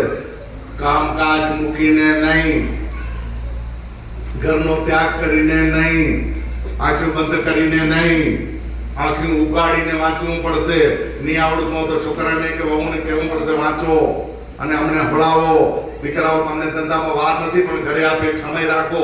અઠવાડિયામાં 1 કલાક 1 જ કલાક પોણો કલાક વાંચન કરવાનું, 15 મિનિટ સ્તુતિ કરવાની. અઠવાડિયામાં ખાલી એક જ વખત પરિવારે સાથે બેસવાનું. રોજની નિત્ય પ્રાર્થના તો આપણે કરી જ રહ્યા અને કરવાની છે, કમ્પલસરી છે, ફરજિયાત છે. પરમાત્માને પ્રાપ્તિ કરવા માટે ધીમે ધીમે એક એક પગથિયે ચડવું હોય. એક પગથિયે ચડ્યા પછી બીજે પગથિયે ચડાશે. 2 પગથિયા ભેળા કૂદી ચડવાની, નહીં તો પાછા નીચે ગણવા આવવું પડશે. એટલે એ પગથિયા ક્યાં? તો એના આચરણે આપણા જીવનના સવાર સાંજ દેવબત્તી ઘરે કરવા, સાથે બેસીને કરવા માટે સાયં પ્રાર્થના દીધી છે. સાંજે બધાએ સાથે બેસીને પરિવાર પ્રાર્થના નામ દીધું હમણાં આપે. હું સાયં પ્રાર્થના કહેવાય. સંધિકમાં આવે જ્યારે 2 કાળ ભેળા થતા હોય ને એને સંધ્યા પ્રાર્થના કરવામાં આવે. સાધ્યા પરિવારવાળાને વધારે ખબર હોય કઈ પ્રાર્થના આવે. સાયં પ્રાર્થના ને એ 3 પ્રાર્થનાઓ દીધી. હવાર બપોર જમવા ટાણે ત્રિકાળ સંધ્યા. ઓ 3 કાળની સંધ્યા એટલે 3 કાળે કયા? સવારના, સાંજે અને બીજું જમતી વખતે. પરમાત્માને યાદ કરીને ખાવાનું કે પરમાત્મા તે અમને જન્મ દીધો, આ સંસાર જાગર કરવા ખાધા વગર નહીં હાલે, જમ્યા વગર નહીં હાલે, સવારે ઉઠ્યા વગર નહીં હાલે. અને થાક્યા પછી દિનની નિત્યકર્મ કર્યા પછી સારી રીતે વ્યવસ્થિત જો શું હશે, ઊંઘ આવશે તો જ બીજે દી ઉઠી શકશું. તો હુવા માટે હે ભગવાન તું મને ઊંઘ દેજે, સારામાં સારી નિશ્ચિત ઊંઘ દેજે કે જેથી સવારે હું પાછો ફ્રેશ થઈ જાઉં. ગમે એટલા થાક્યા હોય, ગમે એટલી કસરત કરી હોય, મહેનત કરી હોય, આખા દિવસ થાકેલો શરીરે એ જો 5 થી 6 કલાક નિશ્ચિત જો ઊંઘ કરી લે ને સવારે ફ્રેશ થઈ જાય. 4 સવા 4 વાગે કહો તો કાંતિભાઈ જેવા આવીને ઊભા હો, એ 20 મિનિટ મોડા પડ્યા, 20 મિનિટ મોડા પડ્યા, તમે મોડા પડ્યા, એટલે ભાઈ તમે નાળિયેર ગણી ગયા, વર્ષો તો થઈ ગયા.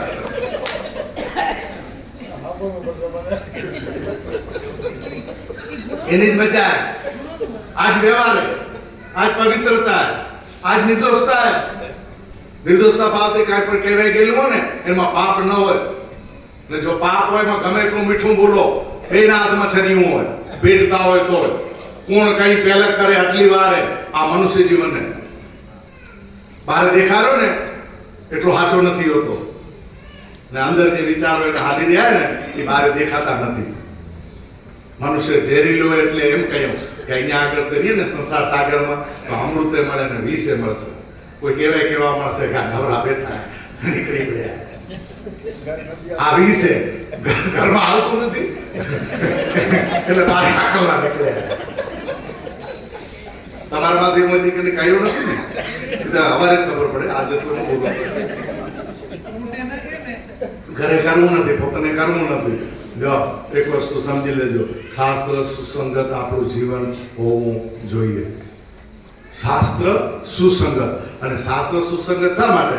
તો કે ધાર્મિક પ્રમાણે આપણું જીવન હોવું જોઈએ. ધર્મ, અર્થ, કામ અને મોક્ષ આ 4 ફેરા. આપણે લગ્ન કર્યા એટલે ગ્રસ્થાશ્રમમાં પ્રવેશ કર્યો, અને ગ્રસ્થાશ્રમમાં પ્રવેશ કરીને છેલ્લો ફેરો કીધો મુક્તિ માટેનો, મોક્ષ માટેનો. અને આપણું મનુષ્ય જીવનનો છેલ્લો લક્ષ્ય જ આ સુખ અપેરો, શાશ્વત સુખ અપેરો, જે પાછું જાય જ નહીં, કાયમી આપણા કને થયું. અને એનું નામ બીજું આનંદ, જે પોતાનું સ્વરૂપ. આ આનંદ સ્વરૂપ પ્રાપ્ત કરવા માટે ચોથા ફેરામાં જવા પહેલા આપણી બધી કામનાઓનો ત્યાગ કરવો પડે. એટલે છોડી દેવાનું નથી, પણ એનામાં આસક્તિ કાઢી નાખવાની. જે પરમાત્માએ આપણને દીધો હોય આ સંસાર, જે પણ મળ્યો, જે પણ તૂટ્યો, જે પણ ગયો, આયો રહ્યો, એ બધાની વચ્ચે રહીને આપણે વિષ અને આ અમૃત બેને બચાવવાનું. બીજું શું કહ્યું વચ્ચે? અર્થ, એટલે પેટ માટે આ વેઠ કરાવશે. ખાવા પીવા માટે આપણને જોઈશે તો મહેનત કરવી પડશે, કર્મ કરવી પડશે. વિનિમય માટે પરમાત્મા લક્ષ્મી દીધા. એટલે લક્ષ્મીજી ક્યાં? નારાયણના છાતીમાંથી, માથામાંથી કે પકડ? લક્ષ્મીજી નારાયણની સેવા કરે ને પકડ એનું સ્થાન હે. પોતે લક્ષ્મીજી માતા પોતે નક્કી કરીને પસંદ કરીને. તો લક્ષ્મીજી તો પદ કમળમાં હે. પણ ક્યારે અને કોના કને? લક્ષ્મીજી નારાયણ કને બેઠા, નારાયણ ક્ષીરસાગરમાં બેઠા, શાંતાકાર કરીને બેઠા. અને લક્ષ્મી અને નારાયણ ભેણા થાય તો આપણો ભવ અને ભય બેને હરી લે. ભવ ભય હરણ. આગળમાં કે શ્લોકમાં સર્વલોકૈક નાથમ. આ ભવ અને ભયમાંથી આપણે નીકળી જવું. આપણે ભવના ફેરા બીજી વાર નથી કરતા. આપણે જે ભય મૃત્યુનો એ કાઢી નાખો. ગમે ત્યારે પણ મૃત્યુ આવનારું છે. હવે યાદ રાખો કે મૃત્યુને ટાળી શકવાના નથી, પણ એ સતત યાદ નથી રહેતું.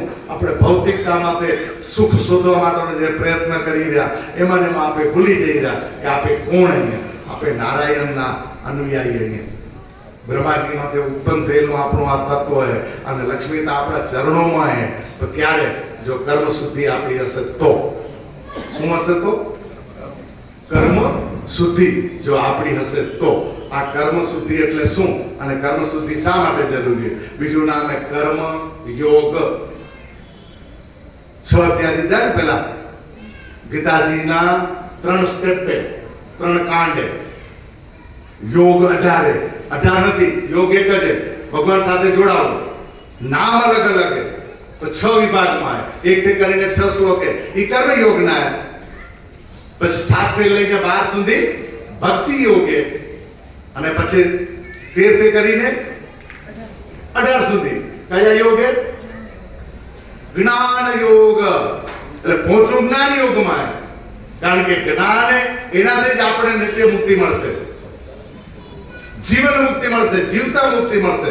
મર્યા પછી મુક્તિની વાત આપણા શાસ્ત્ર કરતા નથી.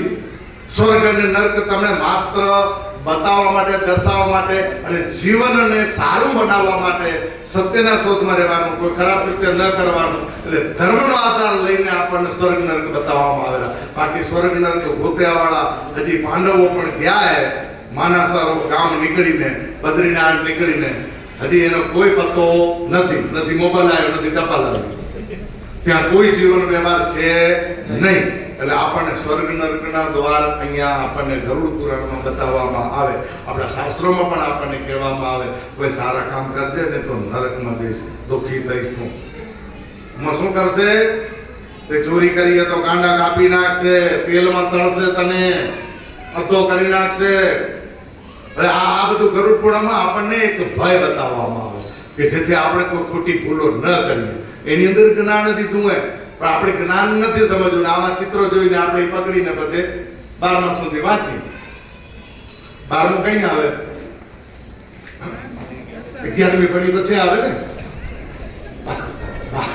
બોલો વાંધો નહીં.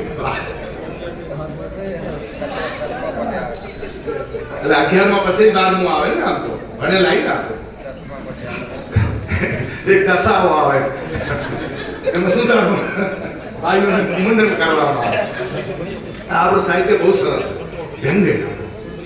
પરમાત્માએ ખૂબ સુંદર રીતે એને સર્જન કરેલું અને એની સુંદરતાથી આપણે જીવવાનું. બસ હવે થોડુંક નાખીને મૂકી દેજો બેટા, રહેવા દે. સાંજ સવારે લઈ જશું. બસ પછી દશાઓ ક્યારે આવે અને દશાઓ કર્યો કે નથી કર્યો એનું પ્રમાણ શું છે આપણા કને? તો કે આપણે શાસ્ત્રો કહીએ ને કે મુંડન કરાવે એટલે દશાઓ. કોઈ જતું રહ્યું તો થાય કે એમને એમ થાય? તો જતું રહ્યું એને તમે અહીંયા મુંડન કરાવો એમાં મને કાંઈ ફેર પડશે? પાછા આવશે? છતાં આપણે મુંડન કરાવી રહ્યા. શું કામ કરી રહ્યા? પૂછ્યું? કેને પૂછ્યું? પછી 11માની વિધિ કે અહીંયા આવશે, કોઈ નદી કિનારે કરાવે, કોઈ મંદિરે કરાવે, ભલે. પછી 12મું કરાવે, પિંડ બનાવે ચોખાના લોટના. એ આ પિંડ હવે ડાબડો લઈને નીચેથી કાપો. એટલે આ એ ભગવાનનો પિંડ છે, આ તમારા પિતૃનો પિંડ છે, આ ગુજરી ગયા એ. હવે એ બેને ભેળા કરો. એ આ ભગવાન ભેળા થઈ ગયા. આ લાડો હવે આને તરાવવા જવું હોય નદીએ, સાગરમાં, સમુદ્રમાં, જ્યાં પણ તળાવે પાણી ત્યાં તમને અને તરાવી દેવું. જો આ સમાધાન નજર સામે સાકાર સ્વરૂપે દેખાણું અને બ્રાહ્મણે કહ્યું, એને જેની સાક્ષી લઈ અને વૈદિક પરંપરા પ્રમાણના એમના પોતાના શ્લોકો લઈ અને આપણને પીરસ્યો અને આપણે એનું સમાધાન થઈ ગયું કે હવે આપણા બાપા વૈકુંઠમાં પહોંચી ગયા. ક્યાં પહોંચી ગયા? કયા લોટમાં? ચોખાના લોટમાં હવે પહોંચી ગયા. પણ ચોખાનો લોટ ભેળો થઈ ગયો પણ આપણને સમાધાન થઈ ગયું. બસ આ સમાધાન માટે આ શાસ્ત્રોએ કર્મ કાંડ આપ્યા. ઘરની વિધિઓ તો તે પ્રમાણે કરવાની, લગ્નની વિધિઓ તો તે પ્રમાણે કરવાની, 12માની વિધિઓ તો તે પ્રમાણે કરવાની. જે પ્રસંગ સત્યનારાયણની કથા 12મામાં વંચાય નહીં, વાંચો તો દોષ નથી, પણ ત્યાં ઈ વિધિ કરે. એની જેમ આપણા શાસ્ત્રોના આધારે જે પરંપરા દીધી તે પ્રમાણે કરવાનું. આ આપણે કોને દીધું? તો કે શાસ્ત્રોએ દીધું. એમાં બે પ્રકારે દીધું. એક કર્મકાંડ રૂપે બાહ્ય ધાર્મિક ક્રિયાઓ દીધી અને એક જ્ઞાન દ્વારા કોઈ પણ સાધન વગર જે નિરાકાર નારાયણને જો ઓળખવો હોય, આ સાકારમાંથી ધીમે ધીમે સાકારમાં રહીને આપણે જો પરમાત્મા સુધી આપણા અંતરાત્માને ત્યાં પહોંચાડવો હોય, મૂળ સ્વરૂપ જે આનંદ સ્વરૂપ ચિત્ત ચૈતન્ય છે એને ત્યાં જો પહોંચાડવું હશે તો એમાં અધ્યાત્મ જ્ઞાન અનિવાર્ય અને ટાળી શકાય તેમ નથી. એના વગર તમને સ્વર્ગ પ્રાપ્ત થાય તેમ નથી. બોલ્યો સ્વર્ગ નહીં. કયો સ્વર્ગ? જે દ્વાર માટે આપે જે કરી રહ્યા તે. આપણને એવું સ્વર્ગ આપેલું કે જ્યાં ગયા પછી આપણને પાછું ના આવવું પડે. જ્યાં દરવાજો હોય એ ખુલે અને બંધ થાય. આપણે દરવાજા વગરના પરમાત્માના પરમ તત્વના ખોળામાં બેસવાનું હોય. આપણે અમૃત પીનારા આવીએ, આપણે ઝેર પીનારા નથી. પણ ઝેરની સાથે રહેવું હોય તો ઝેર કેમ આપણને ન અડે, પાપ આપણને કેમ ન અડે, લોકો સાથે દ્વેષ ભાવ આપણે કેમ ન કરીએ, આ વિચારધારાથી જીવવા માટે એના આધાર શાસ્ત્ર આપણને દેવું અને જીવનચર્યા કરવા માટે લક્ષ્મીજીના પ્રશ્નો હોય અને નારાયણે આપ્યા અને એ સંવાદ પ્રમાણે આપણું જીવન હોવું જોઈએ. અને એને કહેવાય લક્ષ્મી નારાયણ સંહિતા. આવડી જાડીએ માત્ર શ્લોકો, ભાષાંતર હજી અલગ, એટલે લગભગ આવડી થાય. એ બધું આપણે આ જીવનમાં આપણે કરી શકશું. અહીંયાથી આપણે નક્કી કરીએ તો ઈશ્વરપુરથી કેટલા તૈયાર થશો નર્મદાના કિનારે હાલવા? જ્ઞાનગંગા તો ત્યાં વેરી. જો તૈયાર થતા હશો તો એની વ્યવસ્થા આપણે કરીએ. બધા ભેળા થઈને એકાદ રૂમ કે એવી વ્યવસ્થા કરીએ. પહેલા પતરાવાળો કરીએ, પછી છતવાળો કરશું. ત્યાં આવો, આપણે આ બધી ચોપડી વાંચીએ, ભેળા બેસીને એમાં શું એનું સંશોધન કરીએ. પછી આપણે સમાજમાં દઈએ. આ કરવાની જરૂર છે. કારણ કે આગળના જો ભવિષ્યમાં આપણે આપણા બાળકોમાં આ સંસ્કાર જોવા હશે તો આપણે આપણું આ સાહિત્ય, આપણું જે પણ આ ગ્રંથો છે એ લક્ષ્મી નારાયણના ઉપર અભ્યાસ કરવો પડશે તો વિષ્ણુ પુરાણ તો સમજાશે. અને એ સમજવા માટે નામનો આધાર પહેલો લેવો પડશે. આપણા વિષ્ણુના નામ કેટલા?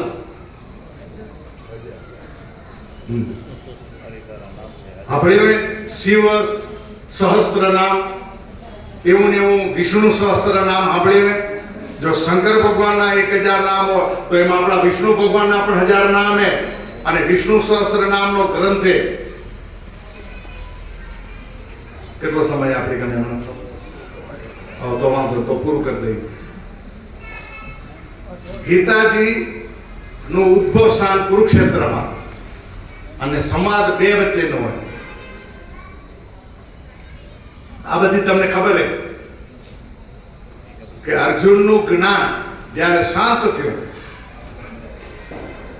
ધર્મ, કર્મ અને મુક્તિ, એટલે મુક્તિ ના આવ્યા પણ એને બે વચ્ચે અર્થ અને કામ, આ ત્રણ જે ભણ્યો હતો ને દ્રોણાચાર્યનું જ્ઞાન હતું.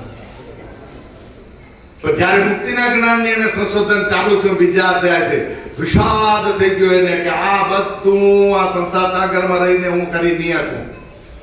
ત્યારે 9મા શ્લોકે એને બોલવું પડ્યું અને 10મામાં શરણાગતિ એને પરમાત્માને સ્વીકારી. ત્યારે પરમાત્મા એના ઉદ્ધાર માટે, એને મુક્તિ માટે, એને બંધનમાંથી છોડવા માટે, મોક્ષ આપવા માટે આખી ગીતા એને ઉત્પન્ન કરી. પરમાત્માએ જ્ઞાન દીધું. જેવો અર્જુનનો પ્રશ્ન એવું કૃષ્ણ ભગવાને એને આ વાવેતર કર્યું. શેના આધારે કર્યું? ઉપનિષદોના જ્ઞાનના આધારે કર્યું. ઉપનિષદોનું જ્ઞાનનું નિરૂપણ કર્યું. એટલે દરેક અધ્યાયના છેલ્લે અંતમાં આવે ઓમ તત્સદિતિ બ્રહ્મ વિદ્યાયામ યોગ શાસ્ત્રે શ્રી કૃષ્ણાર્જુન સંવાદે ફલાણો અધ્યાય આ નંબરનો અને ઈ કૃષ્ણાર્પણમસ્તુ. પેલા 3 સૂત્ર આપણે લઈ લો. ઇતિ શ્રીમદ એટલે આ શ્રીમદ અહંકાર છોડીને જે પરમાત્મ તત્વમાં ભળવા માંગેલો એવું જ્ઞાન. કોનું? ઉપનિષદ શું? એટલે ઉપનિષદનું હોય. ઉપનિષદ શું? કઈ વિદ્યાનું? તો કે બ્રહ્મ વિદ્યા. બ્રહ્મ બેઠું માય અને સમગ્ર બ્રહ્માંડમાં કામ કરી રહ્યું હોય. બ્રહ્મ સિવાય કાંઈ છે જ નહીં. આપણે બધા બ્રહ્મના જ એક ભાગ છીએ. સાકાર સ્વરૂપમાં આપણે ભૌતિકતા ભાગી ગયા એટલે આપણી ઓળખાણ ભૂલી ગયા. આપણે બીજાને ઓળખવા માંડી ગયા, જગતને ઓળખવા માંડી ગયા અને મૂળ સ્વરૂપ આપે જે પોતે પરમ તત્વ એ ભૂલી ગયા. આપણે પ્રતિબિંબોને માની રહ્યા, બહાર જે દેખાય એના દર્શનને માની રહ્યા. એટલે દર્શન શાસ્ત્ર છે દેવામાં આવ્યા.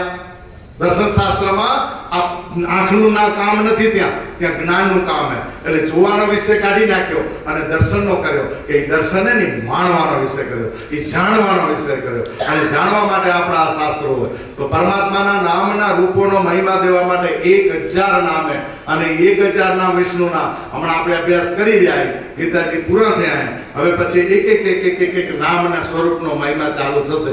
પણ એ કયો મહત્વ છે કે ગીતાજી જ્યારે કહેવાય ગયા હે, યુદ્ધ થઈ ગયું હે, 10 બાણ મારી કરીને જે સૈયા બનાવી છે, ફર્સ્ટ ક્લાસ એવો પલંગ બનાવીને દીધો હોય, અને એમાં ભગવાન વિષ્ણુ પિતામાં ને સુરાવી દીધા દાદાને, અને અહીંયા આગળ યુધિષ્ઠિરને, પછી 5 પાંડવ બચ્યા, 6 જણા અને 7 જણા અને 8 જણા જ માત્ર બચ્યા હતા. એમાંયથી ભગવાન ધર્મરાજાને ઈચ્છા થઈ કે આવું ઉત્તમ ગીતાનું જ્ઞાન આપીને જો અર્જુનને બચાવ્યો હોય, અમને જો બચાવ્યા હોય, સહદેવ દ્વારા એક શરત કરી હતી, એ શરતને લીધે ભગવાન એને બચાવવા પડ્યા, અને પોતાનું પણ કામ જે કરવાયા હતા ભગવાન એને નિમિત્ત બનાવીને એને ભગવાને એનો ઉપયોગ કર્યો હોય. તો આવું જ્ઞાન ધર્મરાજાએ ઈચ્છા વ્યક્ત કરી, હે ભગવત અમને પણ આ જ્ઞાન આપો. એટલે કૃષ્ણ ભગવાને કહ્યું, રાત ગઈ ને રાત ગઈ હમણાં આપણી, હજી રાત ચાલુ છે ને, હવે ઠંડી પડેલી, બધા પુલાંટી વાળવા માંડ્યા હો, આદપ વાળવા માંડ્યા હો, સાલ ઓઢવા માંડ્યા હો. એટલે ટાઢમાં વધારે તમને દોષિત કરીને મને પાપ લેવું.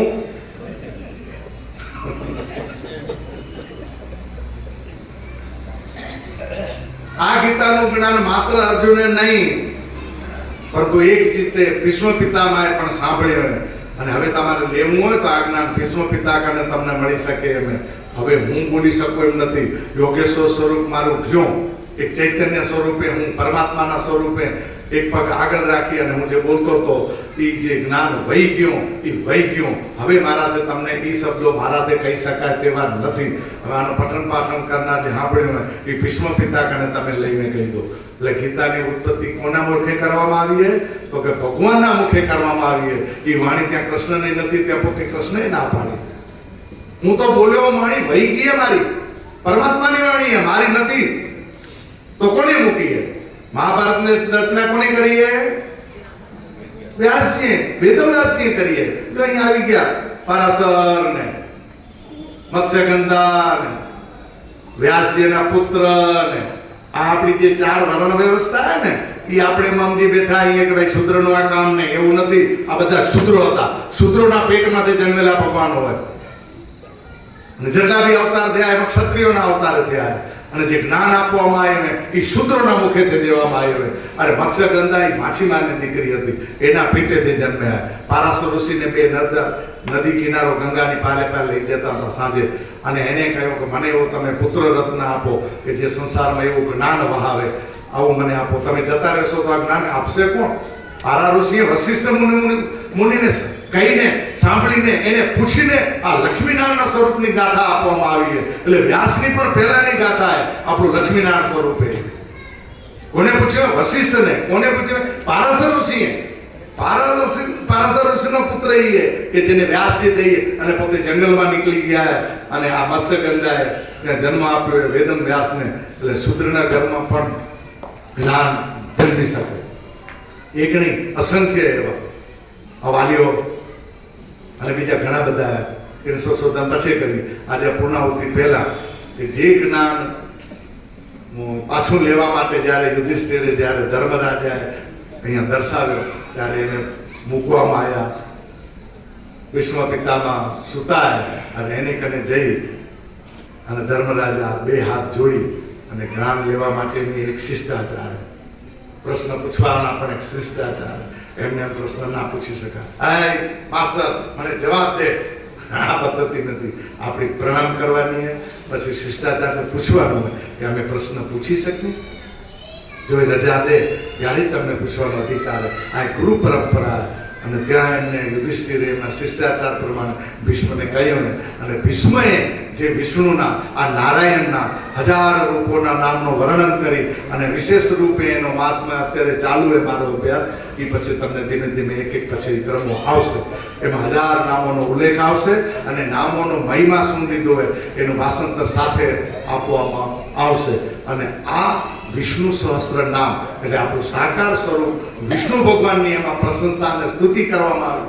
આવું વિષ્ણુ સહસ્ત્ર નામ એ આપણો અભ્યાસ છે, આપણા ગ્રંથો જેમાં સંહિતા આવી હે એ જ રીતે આપણો એક વિષ્ણુ સહસ્ત્ર નામ એ લક્ષ્મીનારાયણનું જ્ઞાનનું પ્રદાન છે. એનો પણ આપણે અભ્યાસ કરવો જોઈએ. નારાયણ ઉપનિષદ બધાના ઘરમાં સૌને મુખપાઠ હોવું કપે. લક્ષ્મીજીનું શ્રી સુક્તમ પણ આપણને મુખપાઠ હોવું જોઈએ. નિત્ય પ્રાર્થનામાં જો એનો સદુપયોગ કરશો, એક દિવસના અંતરે એક દિવસ નારાયણ ઉપનિષદ, એક દિવસ શ્રી સુક્તમ લેતા જશું. આપણા કરતા છોકરા આપણા વહેલી તકે મુખપાઠ કરી લેશે. એને અહીંયા રહેશે યાદ. આપણને થોડો સમય લાગશે, ભલે લાગે, પણ આપણે ભણતા ભણતા ભણતા આપણા છોકરાને જ્ઞાન થાય, એનામાં સંસ્કાર જળવા, એના માટે રોજ પ્રાર્થના, દેવબત્તી બધાએ ઘરના હોય, ધંધાનો એક સમય નક્કી કર્યા પછી એક સાથે કરવાના, પછી એકબીજાને વંદન વડીલોને કરવાના, પગે લાગવાના. દિવસો દરમિયાન જે પણ ગતિવિધિ થઈ હોય, બોલચાલ થઈ હોય, એ પગે લાગે, જે નમે એ સૌને બધી ખબર, એટલે જાજુ કહેવા જેવું રહ્યું નથી. પછી સાથે બેસીને જમવાનું, જેના અન્ન એ તેના મન એ, અને આ મન એક થઈ જાય પછી વાસણમાં જોવા જાય, છેલ્લી તૈયારી કરે. તો આપણા ભાઈઓ અહીંયા બાજુમાં જ કોઈ દુકાન હોય ત્યાં જાય, કેબિનમાં તે સુંદર મજાનું સુગંધિતા કેસર મજાનું તમારા પાન લઈ આવે, અને પાન લઈ આવીને તમને આપે. અહીંયા આપતા હશે નજીક એટલે બધા આનંદારો. મને પોતાને આ વસ્તુ કહેતા મને આનંદ કે આ બહેનોને આજે ઈશ્વરનગરમાં ભાઈઓ રોજ સાંજે પાન ખવડાવેલા નથી ખવડાવતા. આજથી કાલથી ખવડાવશે.